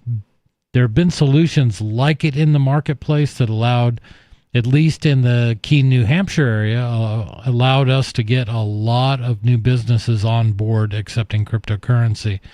That one has kind of faded into the twilight of its life. Not a lot of active development on it. And it's good to see another product maybe able to take its place. And hopefully we find a solution that sticks around for years and years to come so that people can use it. Yeah, and for crypto to be accepted. I mean, it's kind of weird because, all this started with Bitcoin, which is its promise was, financial freedom for regular people, and you don't have to use banks and all this stuff. And then you have people like Gary Gensler who want to regulate every possible aspect of this to do away with any thought of using this to promote yourself. Everything you do in Bitcoin, if Gary Gensler has his way, it's going to be tracked. You're going to you can only be able to buy Bitcoin from licensed securities dealers. I have no doubt that that's where he wants all this stuff to go, and by extension, Elizabeth Warren, because she's Gary Gensler's big promoter on Capitol Hill. Well, the thing is, they want the licensed dealers or the licensed sellers of cryptocurrency to be licensed so that they can track where this stuff is going, so they know who holds it. So if they want to seize it, they can come steal it from that person. Well, with the nature of cryptocurrency, that will be unnecessary. They could do it all from a central point. You could have one bank controlling all the transactions of the world with programmable money. If you're talking about a CBDC, a central bank digital currency, is that what you're talking about, or just every cryptocurrency? Well, with a few of the right commits on the Bitcoin code. Or on any code. Yep. Yeah. But it's also, at least the Bitcoin software is open source so that someone can say, oh, this code has been modified. We got to fork it off. Yeah. Mm-hmm. Yeah, as long as you can, as long as you can use it, or somebody will accept it, or you can exchange it somewhere. I love open source projects. I really do, and it means that conceivably more eyes are on that code, and they would detect a change, and they would see something that were planned. But what happens when government corrupts, some coder? I shouldn't say corrupts. They're going to come in and they're going to threaten his life, and they're going to threaten his family. And they're going to say, make this a threat change. Or a bag of money, yeah. Right.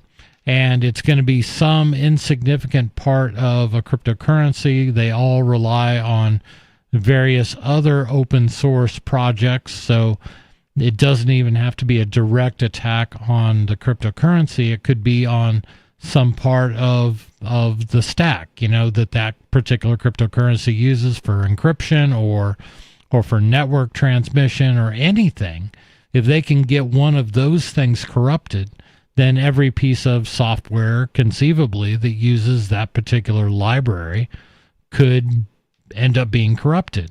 Mm-hmm. That's how I've always thought it would go down. It wouldn't be an attack directly on the code, but it would be an attack on some code that all these cryptos use. And it's a fairly short list. I mean, they all use a lot of the same stuff. Yep. A lot of them are running some version of the Bitcoin code. Well, yeah, it all starts there. I mean, I shouldn't say that. Not all crypto originated with Bitcoin. Bitcoin was the first, and some of them, I believe Monero was written from the ground up. No, I think it was. I think it's a modification on the Bitcoin code. Is it? I think so. We'll have to dig into that a little deeper. I don't want it to be that people think that every other cryptocurrency is based on Bitcoin code. It's not a fork of Bitcoin, but it shares a lot of the ideas.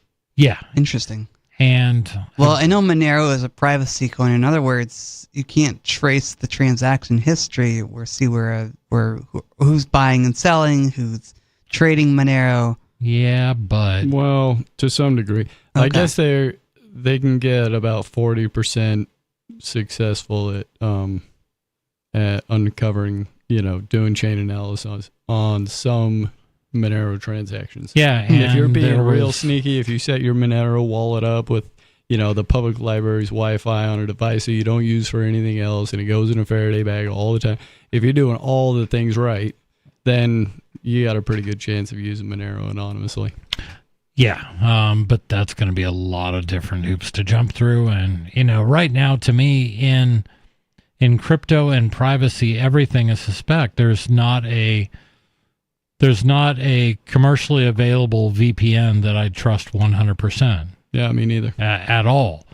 So what do you do then? I mean, you can, again, use public hotspots and always use that, but what's the chances that those public hotspots are not compromised to at least identify, people or identify devices? And yep. And if you're in a place like that, they can, if they really want to know, they just ask for the surveillance footage from that time. Right. Yeah, they can easily get information if they really want it.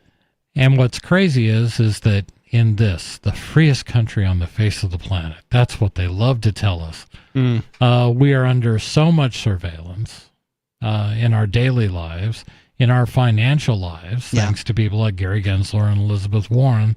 The way I estimate it is that there's a lot of surveillance going on. I don't think they're, at this point, real good at using it to their benefit in the ways that they want to. I don't think obviously they're not real good at doing anything, but that's their nature. But I think when it comes to the surveillance thing, it's more of a panopticon still at this point, where people are self-governing because they know they're being watched all the time, whereas the actual surveillance footage is kind of hard to use, and it's just sort of a big mass of information that's hard to sift through.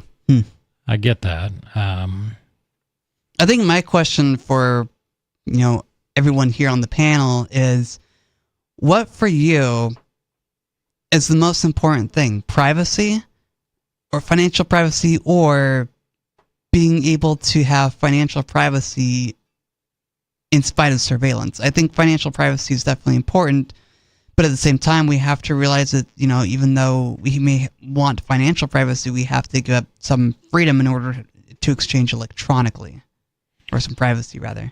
Well, I just don't settle. I'll be the guy going down fighting at the very end, going, you cannot.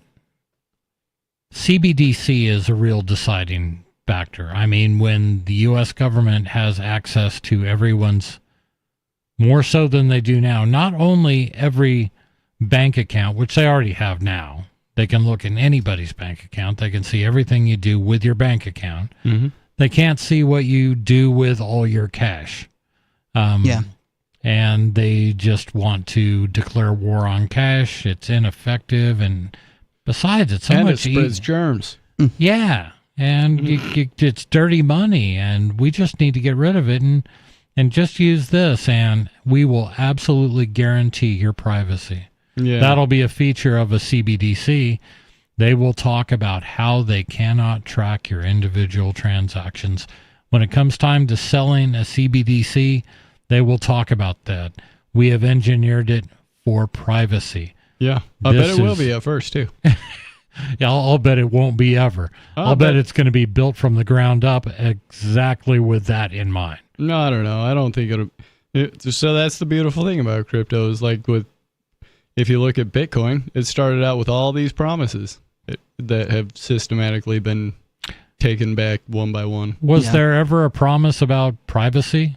Well, in the beginning they said it's anonymous, and then they said, oh, it's pseudonymous, and then you look up the word pseudo and it means not. And Okay. Satoshi was very clear on that. In his early stuff, he's like, one thing that people really are getting wrong, and I'm paraphrasing, was that this stuff is anonymous. Yeah. It's an immutable record of every transaction, and he was seeing ways that it could easily trace transactions. And I don't know why so many people were running around saying it's anonymous. Ignorance. It never really was. It was always pseudo-anonymous. Yeah, it was. And by pseudo, the only thing it means is that there's no document that associates a particular Bitcoin address with your name. Right. That's as much as it means. Right. But if you bought some Bitcoin from Coinbase or something like that with your credit card, with your name on file, then there's a direct line that tracks that Bitcoin until it ceases to exist. Yeah, right. Or if you downloaded a crypto wallet from the Apple App Store, with your with all your information attached to it, then they know they at least that you have a crypto wallet. Right. But that's where we are, and I think there was the promise of Bitcoin. Well, one of the promises that was taken back is that it would be cheap. Well, I think they even said free or cheap in the beginning. Initially it was set up as the transaction fee was negligible because nobody was really using it, and as it grew, it gradually became something. And there it didn't were changes scale, to the so right. Bitcoin transaction fees skyrocketed. Mm-hmm. And then at the time that it needed to be scaled, Henry DeCastries swooped in on his white stallion with a bag of money for the Blockstream guys, and so the Bitcoin went through a very rough patch with the block wars, and you had people who supported making the block size smaller. So it would keep Bitcoin transactions at very, very, very low costs. Yeah, an artificial limit on the amount of throughput. So explain what you're talking about there. I'm talking about the amount of transactions the system can process. Right, which is still 6. They put an artificial limit on it by constraining the size of the block. So that goes back to the Bitcoin code. It would have been very easy for them to change it and to modify it. Mm-hmm. The big blockers were saying, if you do this, then you're going to require more expensive mining equipment. It's no longer going to be something easily available to people who actually want to participate in this. You're going to end up with huge server farms because people are going to, which we are anyway. We're already at that point when they were having the argument, though. Yeah, that's interesting. In the end, the big blockers won out. The small blockers won out. Thank you. Small blockers won out, and we had a big split. Then Bitcoin Cash came on the scene. Bitcoin Cash came out. You know what's funny, too, is I was watching that really closely, and 90% of the nodes, 90% plus, were signaling for the doubling of the block size right up until the day that it was, time to change the rule. And suddenly all the Blockstream guys are like, nope, we're just going to add SegWit and keep the block size small.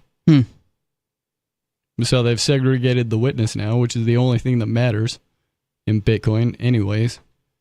Thanks a lot for that.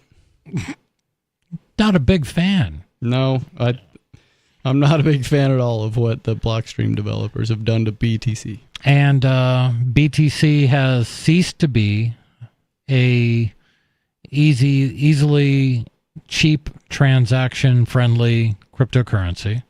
Yeah, it's hardly useful as money at all. It is useful as which an they say is a investment. feature.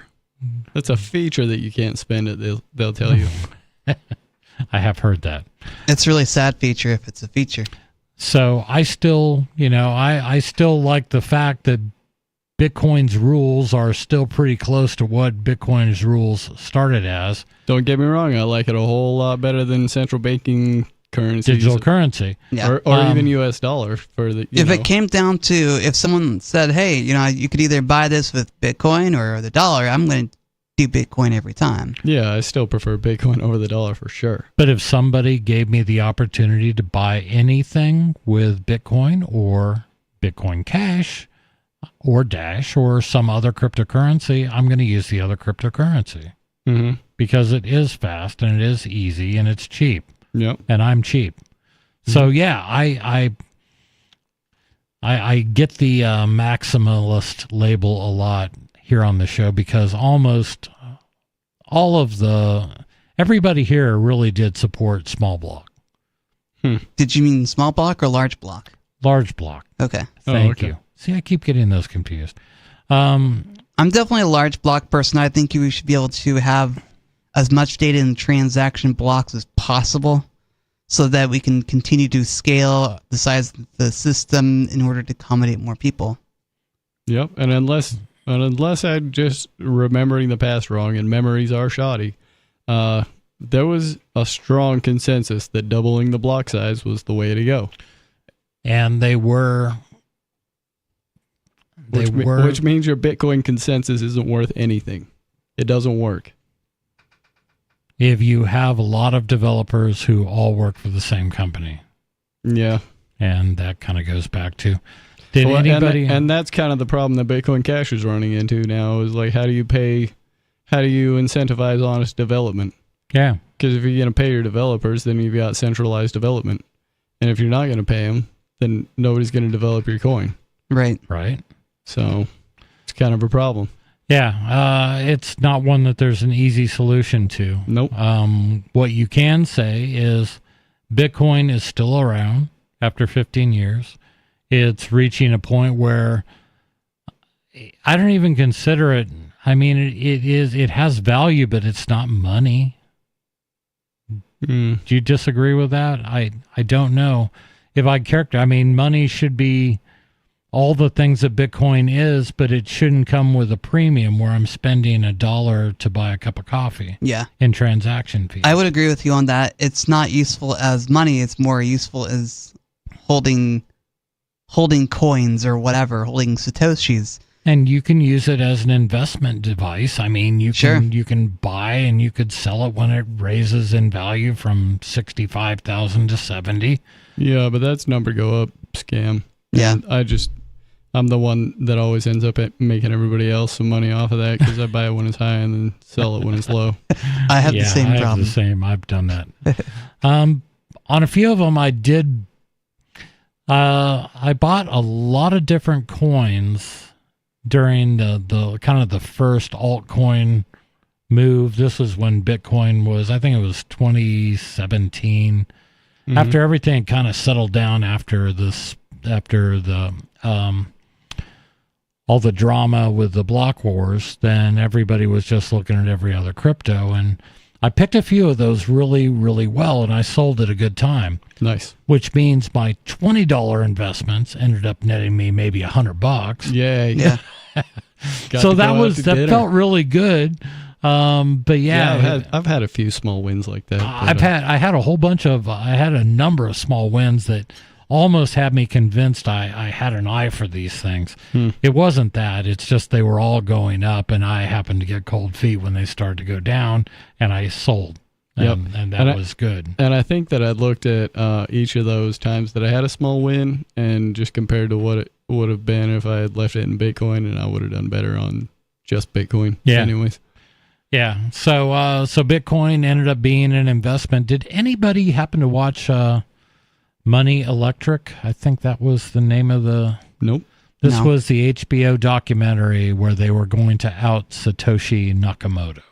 Oh, this was a recent thing. Finally found out who Satoshi Nakamoto is, and they claimed. Was it Craig Wright? Nope, it was Peter Todd. Okay.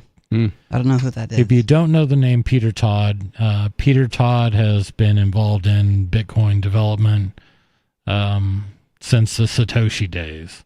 Yeah. And he has been related. He just never worked directly for blockchain. Yeah.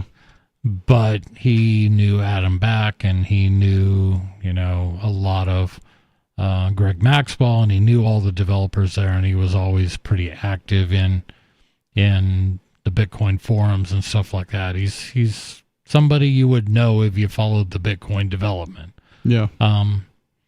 But yeah, their conclusion was that he is Satoshi, which he vehemently denied, and now is claiming that by them doing that shoddy documentary, they put his life at risk. Yep. Yeah, I wouldn't want to be called out as Satoshi either. Holy crap. Yeah. So if somebody kidnaps that guy, hey, you might get like $80-90 billion worth of Bitcoin. Yep.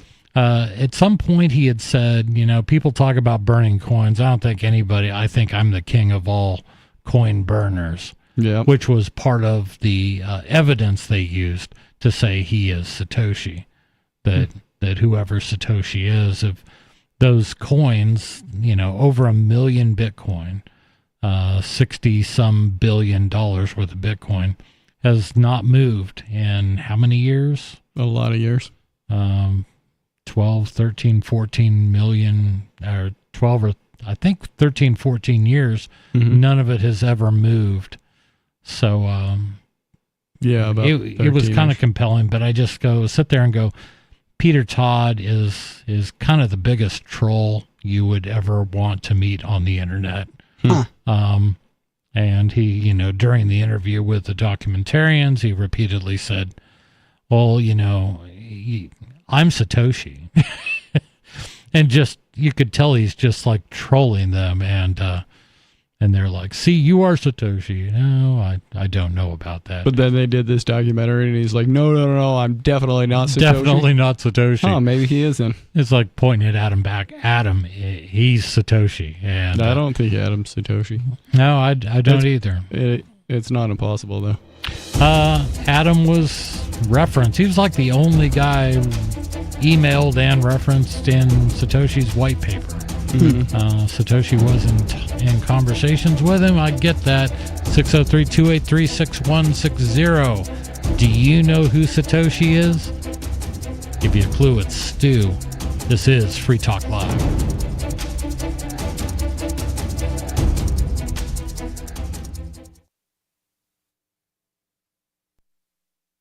This hour of Free Talk Live is brought to you by Dash Digital Cash. Dash is the cryptocurrency designed to be used for spending.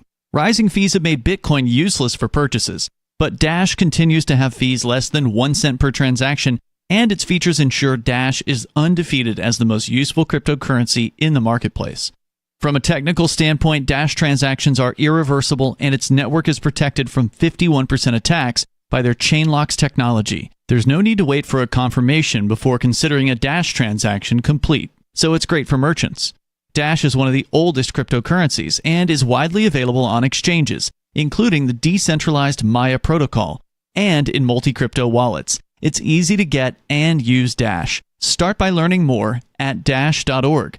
Big thanks to the Dash DAO for sending us 32 Dash per month to promote Dash on the air. Visit Dash.org to learn about Dash. Dash.org. There are basically two types of advertising, direct response and branding. Radio's great for direct response with its low cost to listener ratio, but audio can't be beat for branding, which is a longer term endeavor. You want to be the first thing that someone thinks of when they think about your product or service. If you have a local business that you want kept top of mind in your community, call the station. If you need national reach, Free Talk Live's got around 200 radio stations, millions of monthly listening sessions, can suit all budgets, and if we don't think we're right for you, we'll tell you.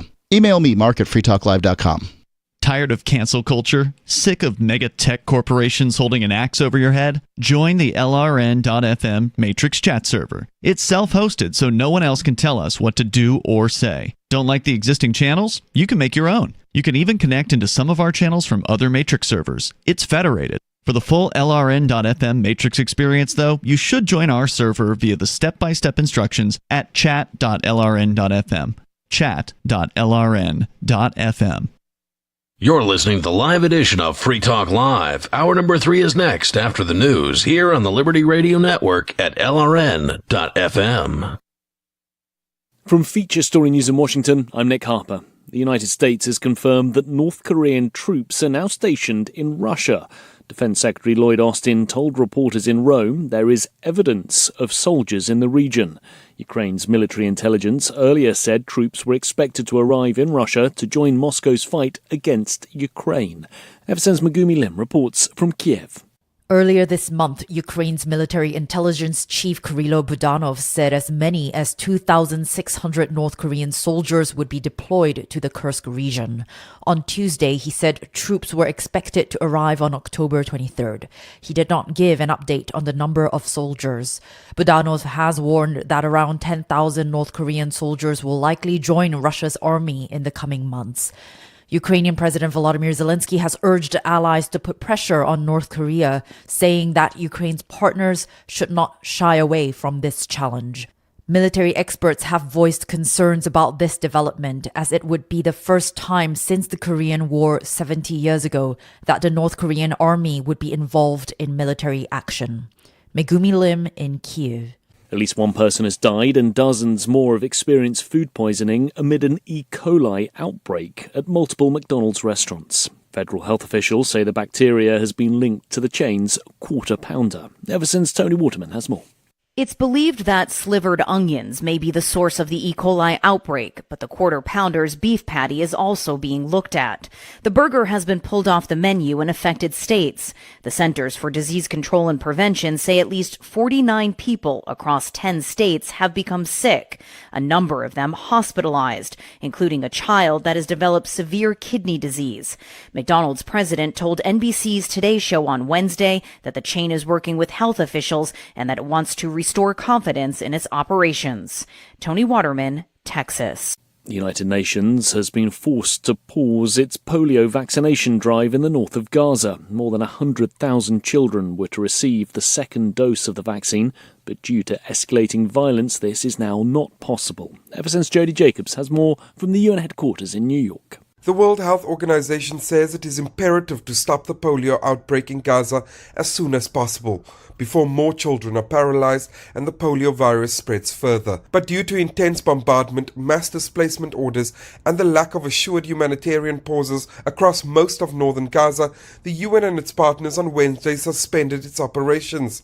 The WHO says the current conditions are so bad, making it impossible for families to safely bring their children for vaccination and for healthcare workers to operate. This was supposed to be the final phase of the vaccine drive, with the first round earlier this year having gone smoothly. From Bureaus Worldwide, this is FSN. With FSN Spotlight, I'm Simon Marks, looking in more detail today at the state of the race for the White House. As you know, it is deadlocked, though a new Reuters poll indicated Vice President Kamala Harris has a 3-point edge over Donald Trump nationally. In the battleground states, though, most observers believe the election is entirely up for grabs, 2 weeks out. And what everyone can agree on is that this year's American election is remarkably heavy on sizzle and light on substance. Political commentator Chris Cillizza. The truth of the matter is this is a policy poor campaign. People talk about immigration, including the candidates. Yes, people talk about the economy and inflation. And yes, they talk about abortion. But the truth of the matter is this is a personality contest. And really, it's about a group of Republican voters who do not personally like Donald Trump, but prefer his policies to the Democratic alternative. And the question is, do they vote for someone they really do not like personally because they like his policies? Or are they willing to cross over and vote for a Democrat in the form of Kamala Harris? That to me is, who's undecided and how this election gets decided. And that is precisely why Trump and Harris are placing all their attention on the battleground states. Former Congresswoman Liz Cheney, one prominent Republican campaigning for Kamala Harris, is predicting that millions of Republicans will follow her example. But it's far from clear how many votes she actually moves when she flanks the vice president on the campaign trail. With FSN Spotlight, I'm Simon Marks. And the main news again, the United States has confirmed that North Korean troops are now stationed in Russia to help Moscow's fight against Ukraine. At least one person has died and dozens more have experienced food poisoning amid an E. coli outbreak at multiple McDonald's restaurants. And the United Nations has been forced to pause its polio vaccination drive in the north of Gaza. There's more from us on X at Feature Story. That's Feature Story News. Nick Harper reporting. When 16-year-old Jeffrey Patterson died in a car accident in February, he didn't just leave behind grieving friends and family, he also left a significant web presence. In a tribute to their son, Jeff's parents have continued to update their son's blogs and social media sites, including a blog called Shitbirds Everywhere. Well, Jeff used his blog to make fun of stupid shitbirds. Yeah. And now that we're doing this, it's like part of him is still alive. Yeah, and then when I post a picture of some shitbird who has a stupid ankle tattoo or wears some retarded hat, I feel like somewhere he's smiling. He hated retarded hats so much. Whenever we get a comment calling Jeff a dumb fag for making fun of a handicapped person on a rascal scooter, well, it's like he's still here. Jeff would have gotten such a kick out of that fat shitbird. He really would have. This is the Onion News Network. Got Telegram? You can follow our channel there and discuss show prep with other listeners at telegram.freetalklive.com.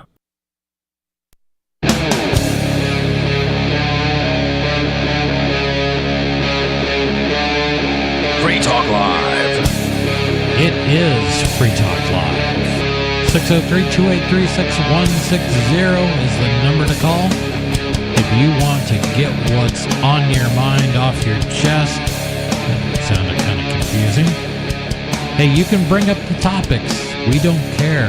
This is open phones radio like you've never seen before. That's what we do here. We take your calls. We talk about it. Sometimes we ridicule, in the case of Skeeter. So don't be a Skeeter. Don't be a Skeeter. He likes it. He obviously does. He calls in pretty much every day. He does. But I wanted to remind you that Free Talk Live is brought to you by Liberty Minded. Official Free Talk Live gear like t-shirts and hoodies are available at libertyminded.com. Plus, you'll find a unique collection of cool and funny liberty-oriented clothing at libertyminded.com. That's libertyminded.com. I got to get over there and snag up one of those slick FTL hoodies. I hear they're pretty nice. They are kind of, they're classics. I mean, at least in Keene, New Hampshire. Mm-hmm. I suspect that wherever you wear one, somebody will recognize the show. It's crazy how many people, like guys that I used to work with in Maryland, who I would have never pegged for libertarians by any stretch. It's like, man, a couple years ago they were like, you're hosting Free Talk Live. I'm like, a guy from Oregon that I went to school with, he's like, yeah, I heard you on Free Talk Live. I'm like, this is really weird. I just never would have expected that.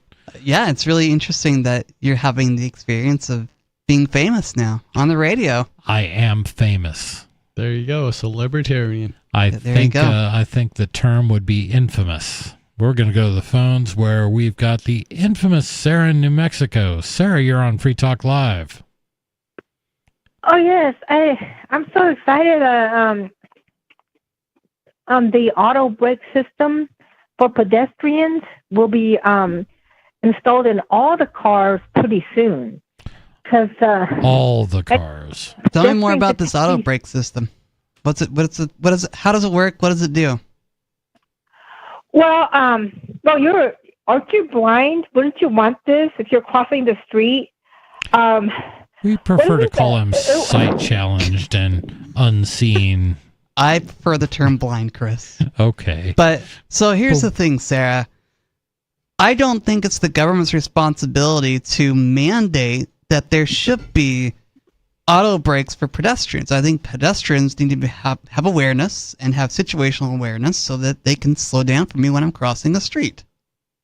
Well, I mean, what if you're a 5-year-old girl and you're crossing at the stop sign and then the person just kind of rolls right through like there's nobody there and just hits you, kills you, and keep on going? Well, that would mean I became a girl. Yeah. Plus, that would mean the driver is being irresponsible, which I don't advocate for. Okay, and then while I was watching this TV, this 5-year-old girl got killed that way, and then the driver stopped, but he was not charged for any crime, and then he killed the 5-year-old girl. So what crime did he commit other than maybe vehicular manslaughter or something like that? Yeah. If he didn't see her, and if she were 5 years old, number one, what was she doing in the street? And where were her parents? Yeah. Okay, well, she was crossing with her dad, who were crossing. Her dad was there with her riding a bike, and she's the one that got killed, but not the dad, because they saw the dad. He was big enough from the car. But when she entered the street, he couldn't see her, so he rolled right into the stop sign. And then after he hit her, he did stop. But it's all chalked up as it's an accident. I didn't mean to do it. So she was. First of all, it's horrible to hear she got killed. Sure, that's a tragedy. It's definitely a tragedy. It does sound like an accident, though. I mean, I don't think he meant to do this. She was one of the 8,000 people that got killed as a pedestrian that year. So our pedestrian fatalities have been going up and up and up. So what are you going to do about it? What is the solution? I'm going to be very careful when I cross streets. Yeah, me too. And what I do about it is, and I'm going to when I'm in operation of some kind of a multi-1,000-pound piece of steel, and I'm motivating it down the roadway, I treat it as such very carefully. Right. You recognize that you are driving lethal force. Yeah. Yeah. And that's my terror, is that I would accidentally hit someone. That is a horrible thing to experience. The auto brake system.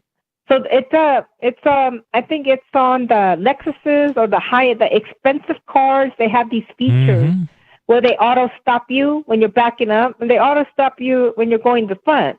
A lot of cars have that feature. New cars have that feature. What are you going to do for my 2006 Honda Pilot? Or my 2000 Suburban? Yeah. Well, all of the new cars that we'll be putting out will have this feature now. Yeah, that's why I keep buying replacement parts for my old one. Yeah.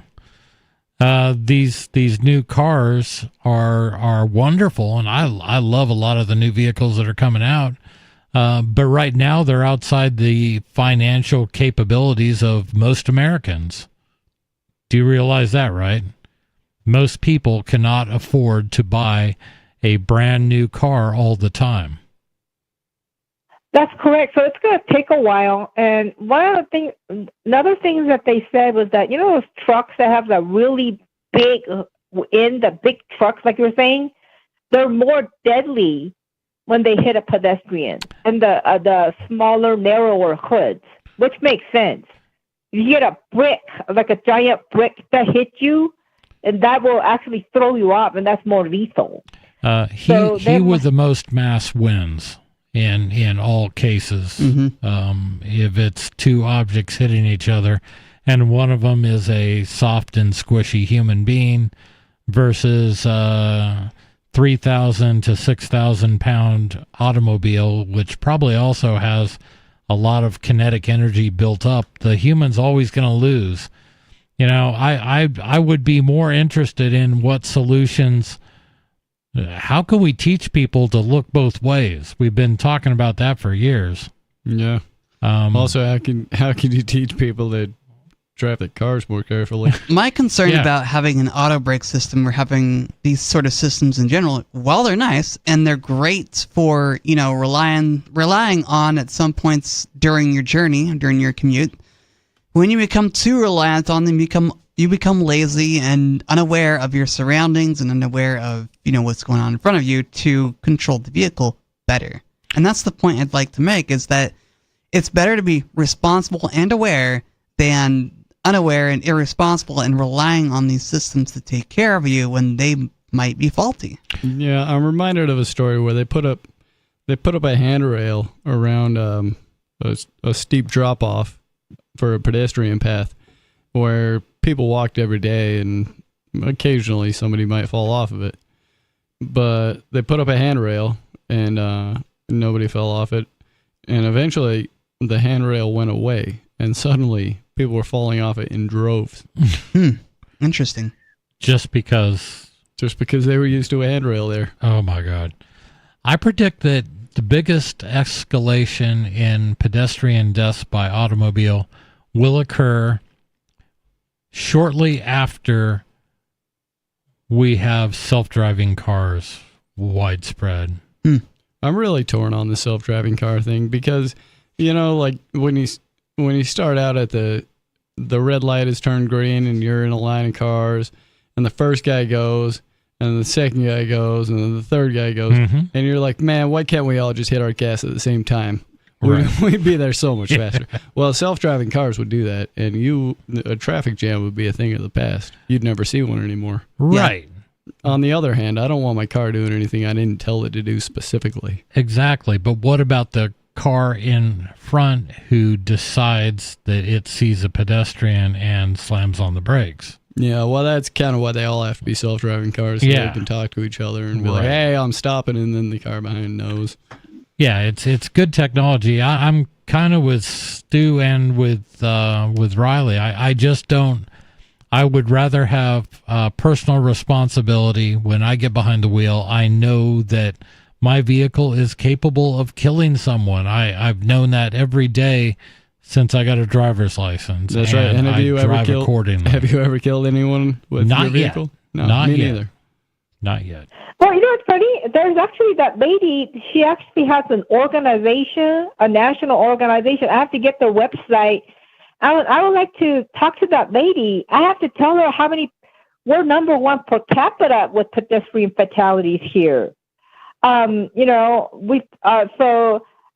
actually a committee here, a national organization, we don't have that one here in New Mexico. We're going to have to kind of have satellite off of their organization since they started one. I might have to maybe start a New Mexico chapter. It's a national committee, but you can't get in on it? Is New Mexico not part of the nation? but I want to say this. I want to have a New Mexico chapter of that organization. How do you what do that? do? Like a satellite? What does the organization do? That? Increase the costs of automobiles. Well, that's inevitably. what they do, right? Sarah, I'm all for that. I think you should do that. Go ahead and just keep those ideas in New Mexico. I don't need government legislating. It's a national organization, but I want to have my own committee here. I'm all for it. Then start your own committee. You do that. And I don't want that to be in New Hampshire where I live, but that's okay. I understand your point of view.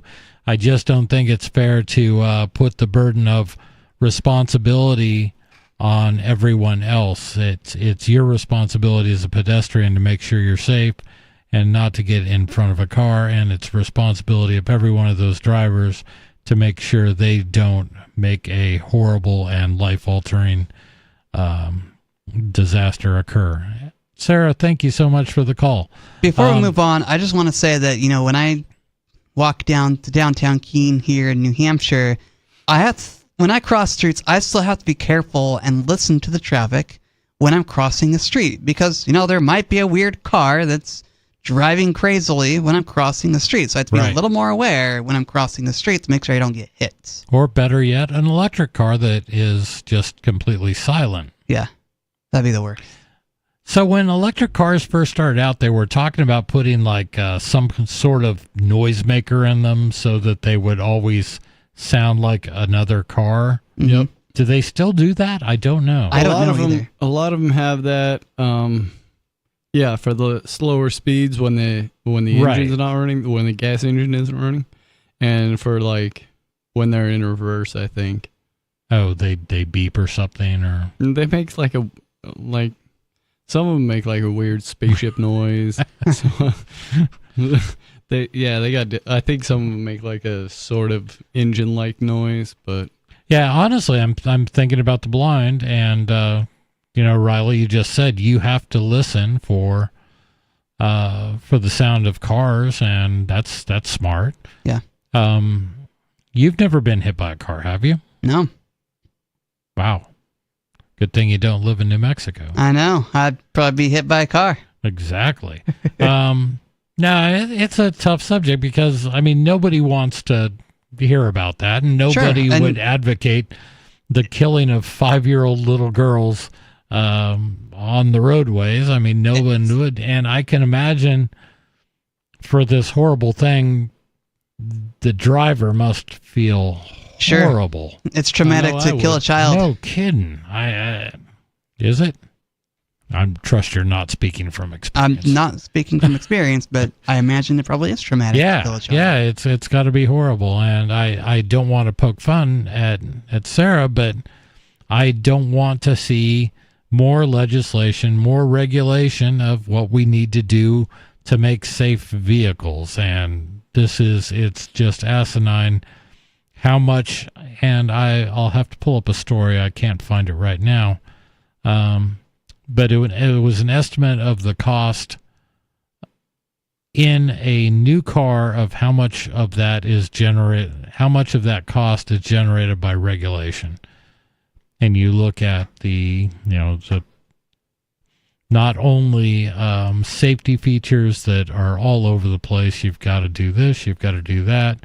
But also the emissions control and all this stuff. I mean, I got to think that if you were just sitting down and designing a car without any regulations, $3,700. That's your guess, or this, or you read it? That's my best guess. Okay. Based on the price of power tools, which are insanely cheap.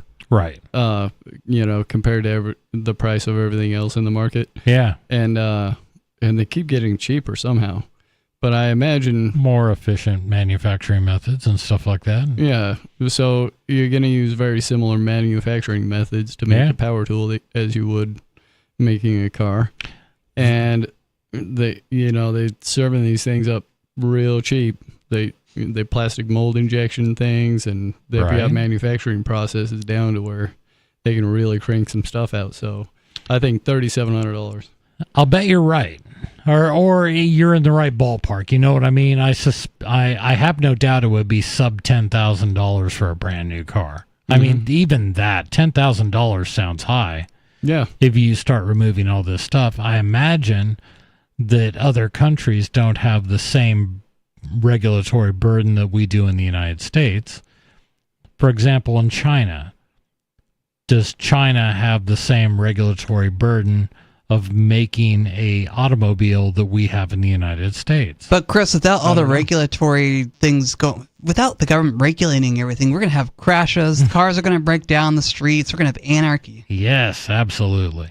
I don't believe any of that, but it's, we have gone, and they will say that we have created a much safer world in the United States. Just look at the record and look at all we've done. And I think we've just gone way, way, way, way, way too far. And there's never going to be any rolling that stuff back. Even the seatbelt. I mean, it's kind of crazy, but we all think that, seat belts are just part of cars, and every car has them, and everybody should wear them and all this. But up here in New Hampshire, we don't have seatbelt law. If you're under 18, you got to wear a seatbelt, but adults don't have to wear seatbelts. Yeah, and I often don't. Yeah, and I get that. I often do, But like little things, like when I'm in a parking lot in a shopping center, I'll frequently just hop into my car and pull out of the shopping center, where I'm only going 5 miles an hour. Yeah. Mm-hmm. And then as I'm on my approach to the exit of a shopping center, I'll be putting on my belt. Yeah. Then when I get out on the road, I know that. I know a guy who's got his seatbelt permanently stuck down into the seat so it can't be used. Right. And he claims that if he gets into a wreck, he'd rather be thrown free from the car, and that it's just statistically safer to not have your seatbelt on because you'd probably just get chopped in half by it. I had it was when I was in the military, we had a Maryland state trooper come in, and he said, this was when Maryland was just implementing their seatbelt laws, saying they absolutely had to wear one. And the state trooper just said this. He's like, I've come across a whole lot of accidents. I have never pulled a dead body out of a seatbelt. I've come across lots of people who were ejected from the vehicles and they were dead on the scene, but they were all living, or at least still had a pulse or something. Yeah. When they died in a seatbelt. Yeah. That kind of always stuck with me, and since then I've always worn a seatbelt. It just happened to stick with me, and yeah, if I'm gonna go above about 35 or 40, I'll usually put it on. Yeah, but I don't know if that's true or if that was just a really good line a state cop used in a presentation. I don't know. I don't know either. But regardless, I still wear a seatbelt in the car because I feel safer knowing that I'm strapped in. Yeah, and I kind of get that. And to me, it seems safer too. It's nice to have the ability to choose, though. Right. At least in New Hampshire, you have that choice. You can if you want to be an idiot and never wear a seatbelt, you can. That's me from my point of view. Obviously not from your friend's point of view. But yeah, I do think it's if you want to behave recklessly and you're not hurting anyone else, who am I to tell you shouldn't? That's right. It's not my job. Speaking of people who tell you, I don't even know how to phrase this. This is a weird story. Israel sets in motion plans for Gaza concentration camps run by CIA-trained mercenaries. Okay, this comes to us from the Cradle. Israel sets in motion plan for Gaza concentration camps run by CIA-trained mercenaries. Huh.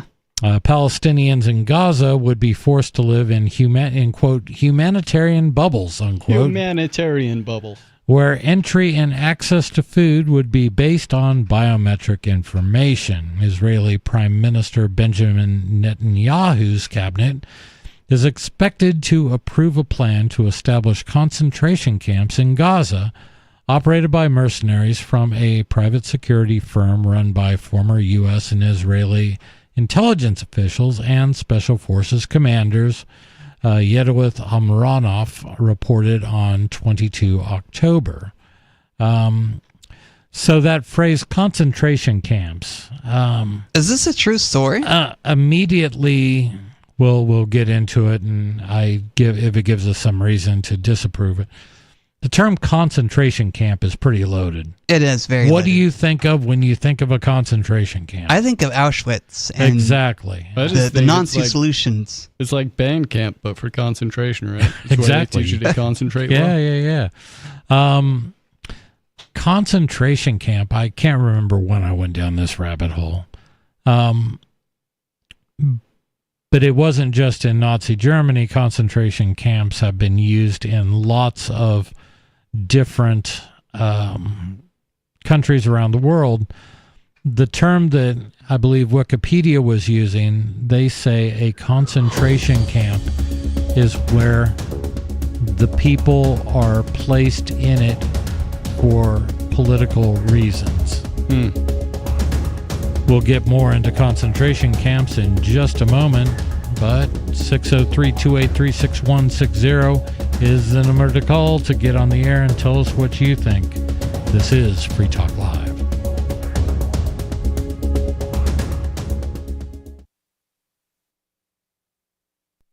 On Free Talk Live, we're bringing people to the ideas of liberty every day. From wrestling superstars like Glenn Jacobs. You guys really are having an impact, I believe. Like I said, a lot of where I am now is due to listening to Free Talk Live. You changed my mind on some very important issues years ago. To random people tuning in on the radio.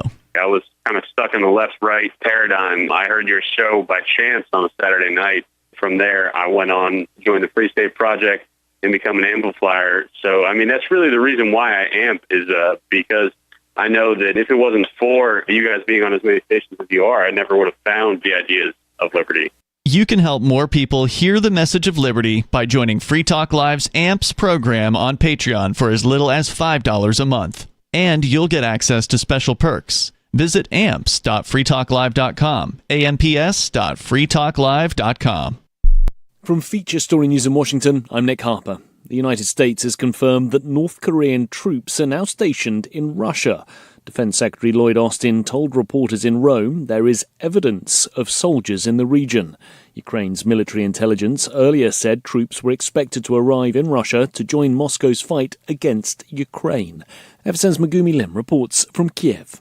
Earlier this month, Ukraine's military intelligence chief Kirilo Budanov said as many as 2,600 North Korean soldiers would be deployed to the Kursk region.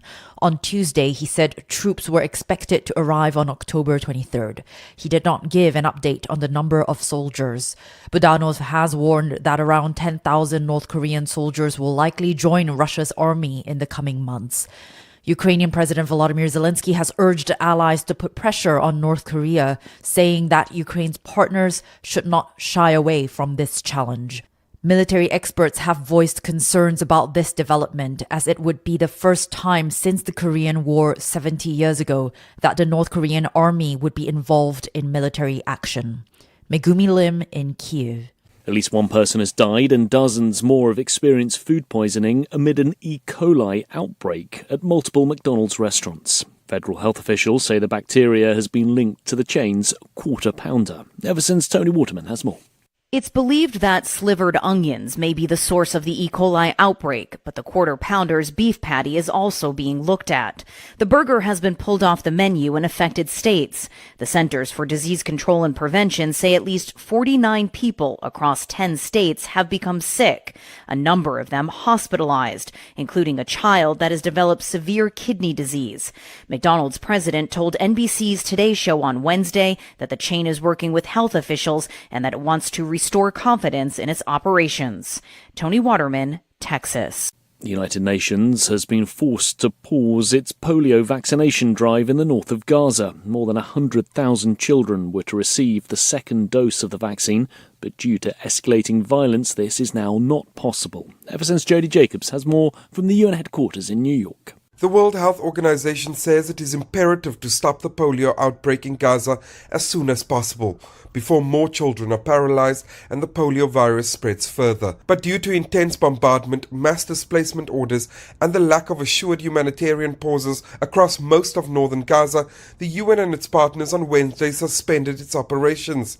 The WHO says the current conditions are so bad, making it impossible for families to safely bring their children for vaccination and for healthcare workers to operate. This was supposed to be the final phase of the vaccine drive, with the first round earlier this year having gone smoothly. From Bureaus Worldwide, this is FSN. Our Matrix server is about as free as internet chat can be. Join the existing rooms or create your own at chat.freetalklive.com.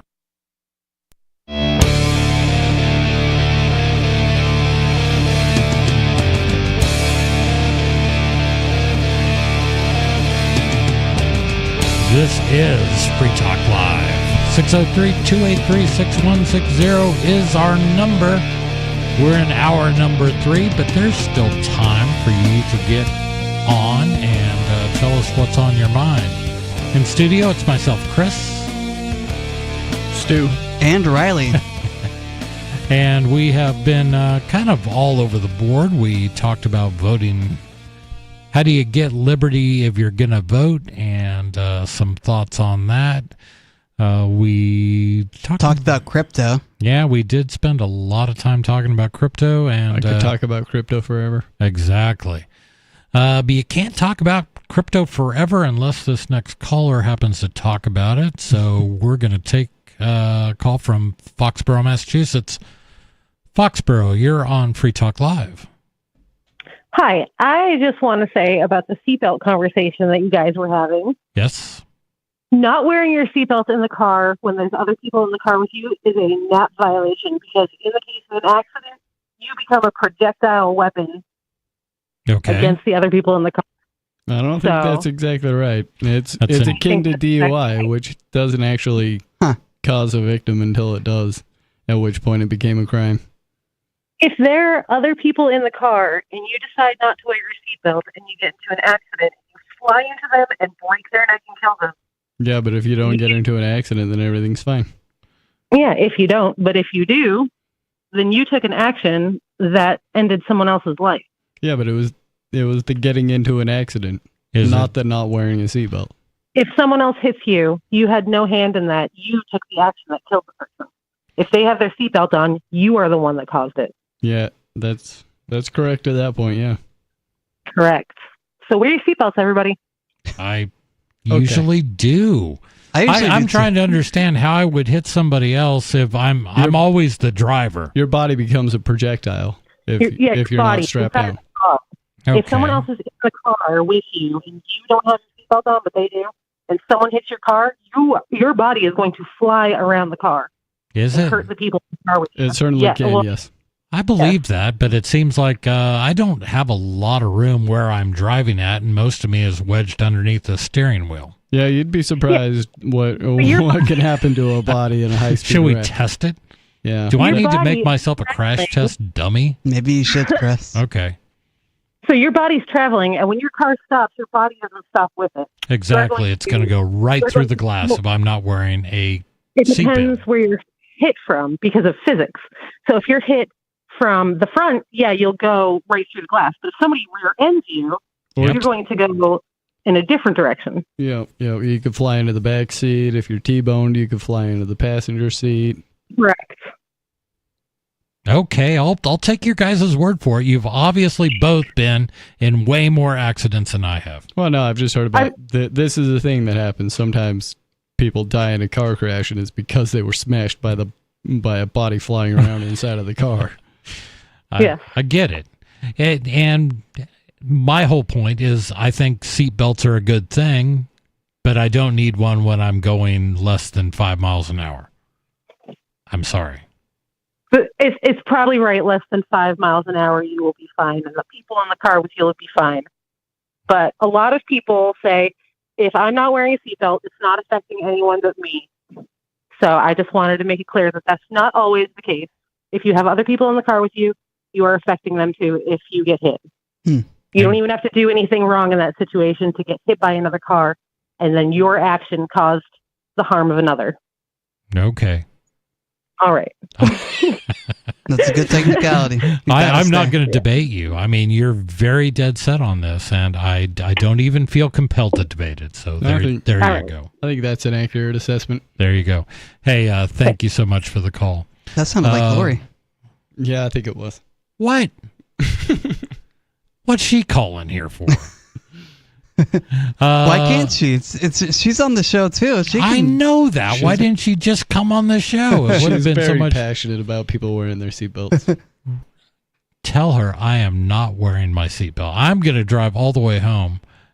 She won't care. She just won't ride in your car with you. I get that. That's okay. I'm going to be the only one in my car. The only. I'm likely to hit a deer if anything. We're going to go to the phones where we've got David in New Mexico. David, you're on Free Talk Live. Hey, are you wearing your seatbelt? Yes, I wear it 24/7. Good. Wow. Is there something wrong with that? Nothing. In the Free Talk Live studios and the chairs that we have here, we all are wearing seatbelts in our chairs.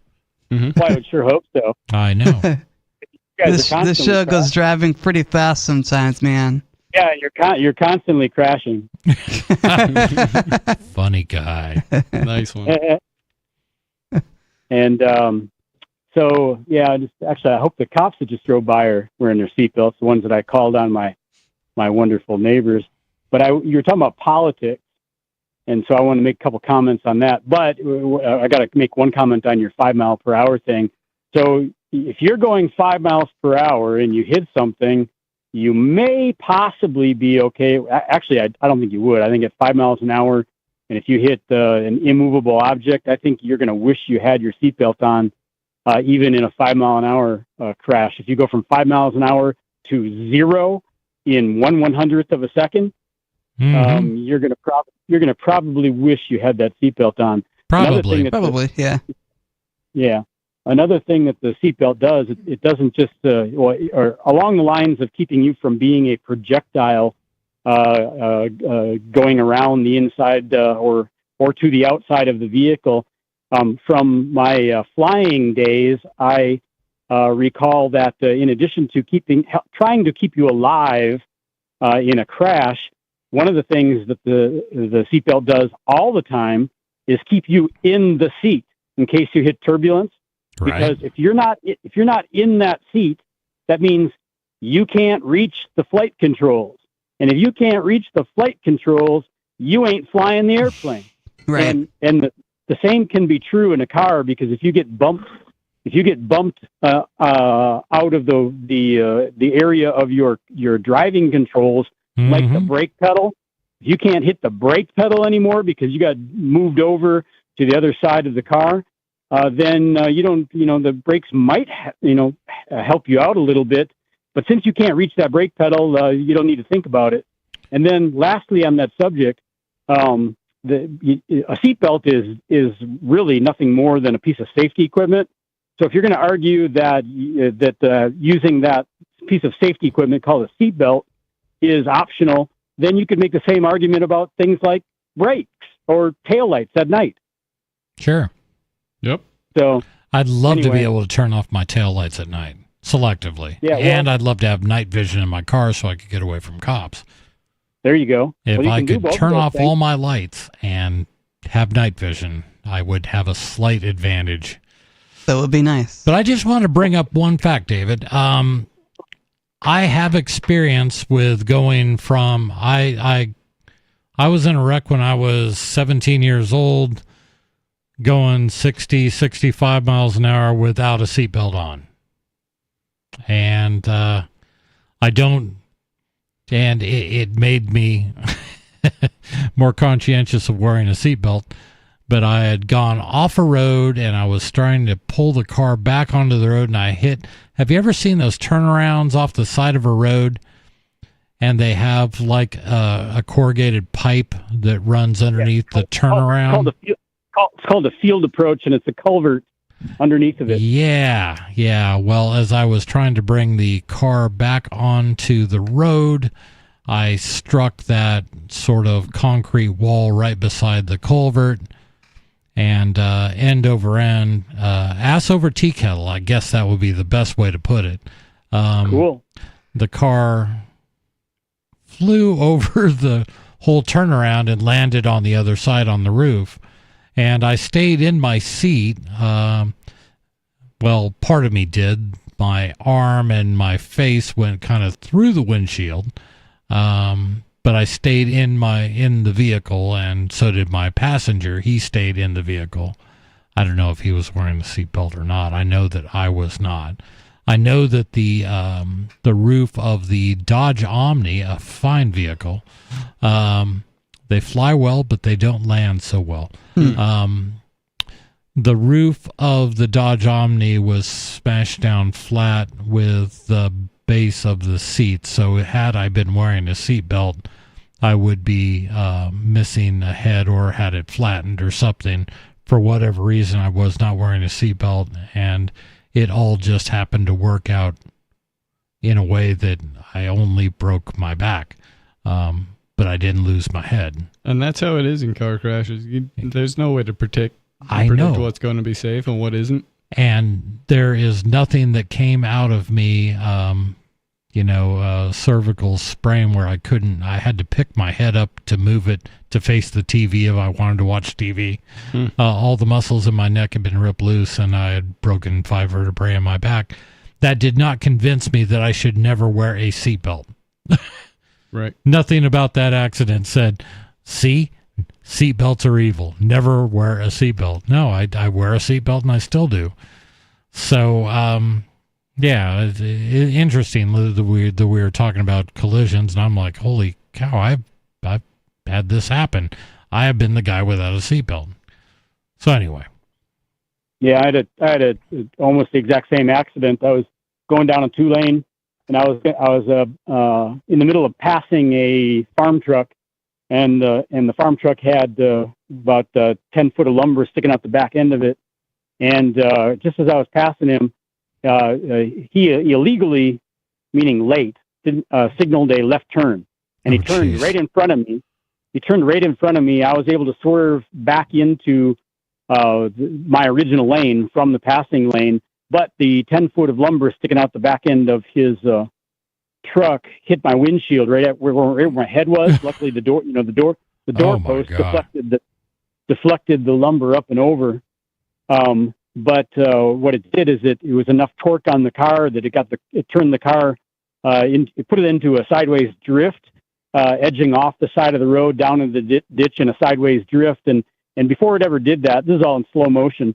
And before it ever, while it was still sliding sideways, I'm like, this is going to roll. And then it started to roll, went over once, and before we got through the first roll, I'm like, we're going around again. And so it rolled a second time, and it came to a stop upright. But if I hadn't been wearing my seatbelt in that 2.5 revolution roll, I probably would have gone out one of the windows and maybe got crushed by the vehicle rolling over me. Yeah. It's all these accidents. I mean, I'm sure Stu's probably been in some accident in your life. It seems like everybody I talk to about the subject, they always have other than conception, that is, right? Something strange that happened that could have made it way, way, way worse. That seems to be a common denominator. I'm glad you weren't hurt more than you were, and I'm glad I wasn't hurt more than I was. Right, I bet.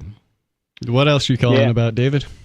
Oh well, the politics. In your discussion of politics, everything that's been said.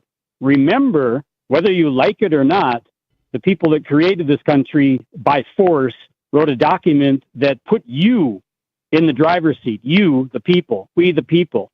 It says right there in the rules, if you're playing a game and you read the rules, it says right there, rule number 1, right at the top, that you are in control.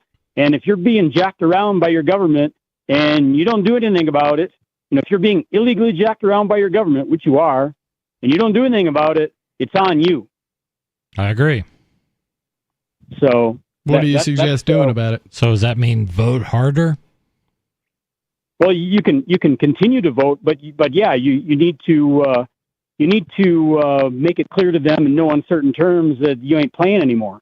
How do you make it clear in no uncertain terms? Yeah, what if you've already done that? Do you just write them a letter, or very angry, a very stern letter? Well, have you gone on a general strike? Everybody who doesn't like the way things are going down. Yes, I quit my job years ago. Have you? I'm not talking about you, one person. One person can't do it. That's all I can do is me. Well, you haven't organized a whole bunch of people to go on a general strike, and then while you're on your general strike, you might want to just go camp out all around where you're visible to make it even more clear that you're on a general strike. And can we call it Galt's Gulch? We could do that. Pardon? Can we call it Galt's Gulch? You can call it whatever. You can call it whatever you damn well want to. It's because you're we the people. Yeah, I get that. Let me just cut to the chase. I don't think me not voting is going to change anything. I don't think that me voting is going to change anything. I don't think me going on strike is going to do anything. I think it's going to take a revolution. Say one individual would. I said collectively. Yeah, I think if enough people quit their jobs, that would certainly get their attention. You don't even have to quit. You don't have to quit. You just have to Not you just show have up? to have enough people. You just need to have enough people at any given institution that is imperative to be operating for society to keep functioning. Especially like government offices, that they just no, I ain't quitting. We're just not working. We're not doing anything until this here. There you go. Here's the manifesto. Until these items are checked off to our satisfaction. So we should be infiltrating government unions. Get a government job just so we can strike. Let's do that. Let's all go work for the government. Well, they won't hire me. They won't hire me. Well, Ian Freeman's favorite book to read while he's in prison, the Gulag Archipelago. Alexander Solzhenitsyn, he basically gave you the common sense answer that anybody could have come up with themselves. Doesn't take Solzhenitsyn to do it. When he said that, I guess we just didn't love freedom enough.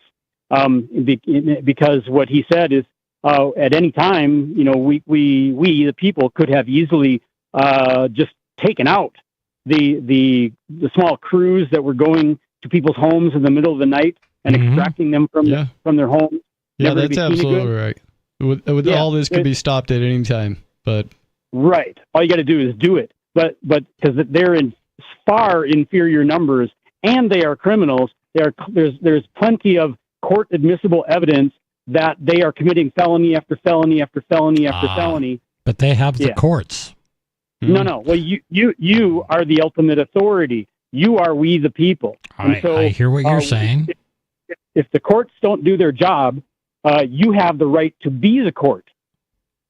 Yeah, they don't look so kindly upon that type of. Well, you see, all of this. The question is, does this work in an authoritarian regime, which is what we're under right now? Will it work under the next authoritarian regime? Well, it will if you do it. But if you don't do it, we the people. We the people. Lots of people. Well, 3%. Get ready to go. Pardon? Everybody at once. Get ready to go. Let's do it right now. Yeah, we already started. That's not quite how it works. I know it's fun to make fun of it. Well, I went first. I'm still waiting on everyone else. Well, you're doing it wrong. You're doing it without securing that organization before you do it. Well, you did it. This is why we do Free Talk Live. We want people to question. We want to point out the insanity of this government, and we want to point out that this system just doesn't work. So I can go into the White House and say I'm the government now and start telling people what to do? No, you're doing it wrong. You are the government, and one person walking into the White House and barking an order isn't going to work, and you know that, and so you're just being facetious. We do know that. We do. Right. So what more people need to do is wake up to the fact that they live in an authoritarian, dystopian world, and they have to do something about it. I don't think that most people are ready to admit that. They don't want to admit that they live in the stuff of fiction. They live in a country that is so screwed up. They still believe that politicians can fix this. They believe that politicians actually want to fix this. I think people are just. I think they're both scared and unaware of their own power. I think that's true. I think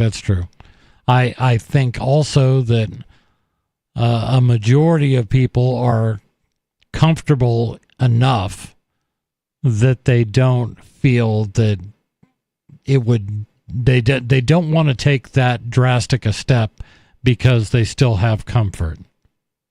Yeah, well, you know what I mean?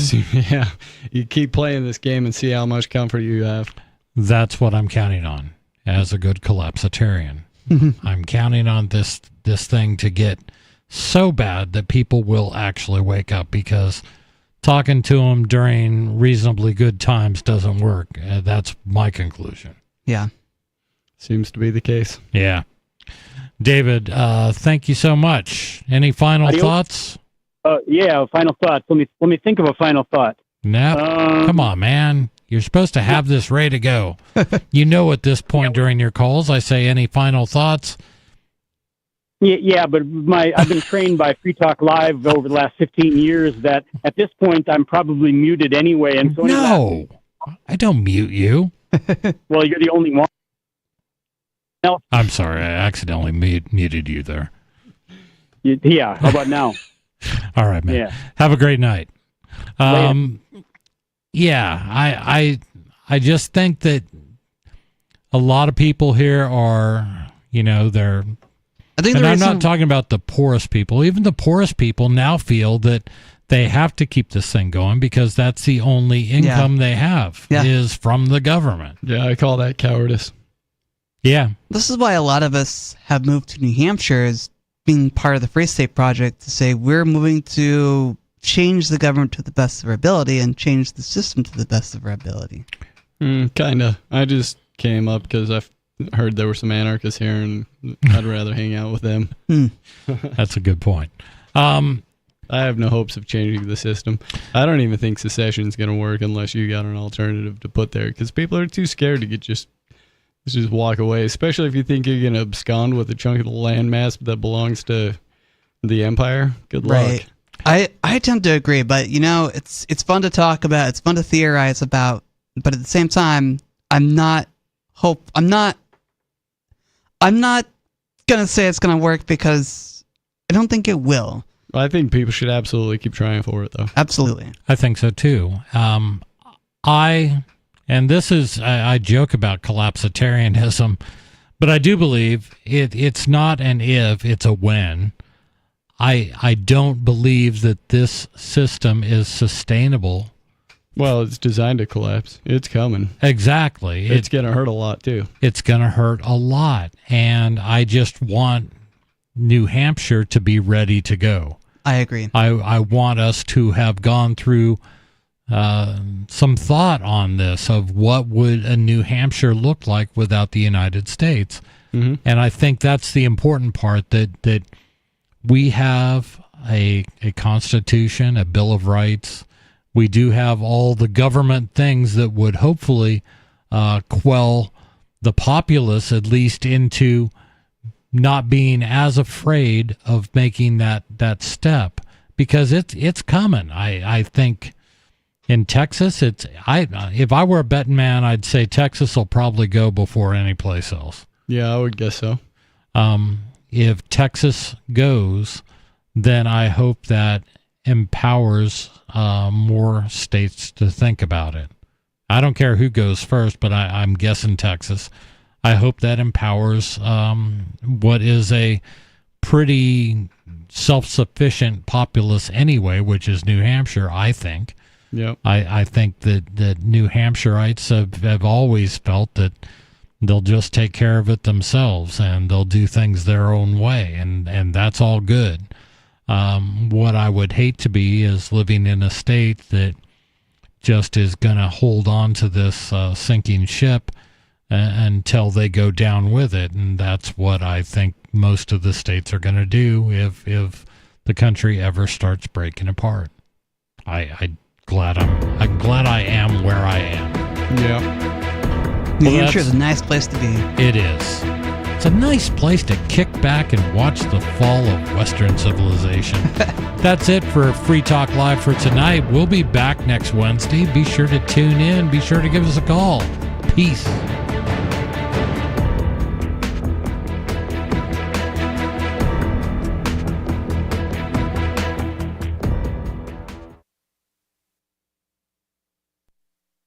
Join liberty-minded voluntarists, anarchists, and libertarians from June 13th through the 16th for the 8th annual Fork Fest at Rogers Campground in the beautiful White Mountains of New Hampshire. Fork Fest is a fork of the Porcupine Freedom Festival, which has sold out in recent years. Fork Fest happens the weekend before the Porcupine Freedom Festival. Fork Fest is decentralized, which means that there's no ticket cost and no one is in charge. All you have to do to join the fun is reserve your camping site, RV site, or motel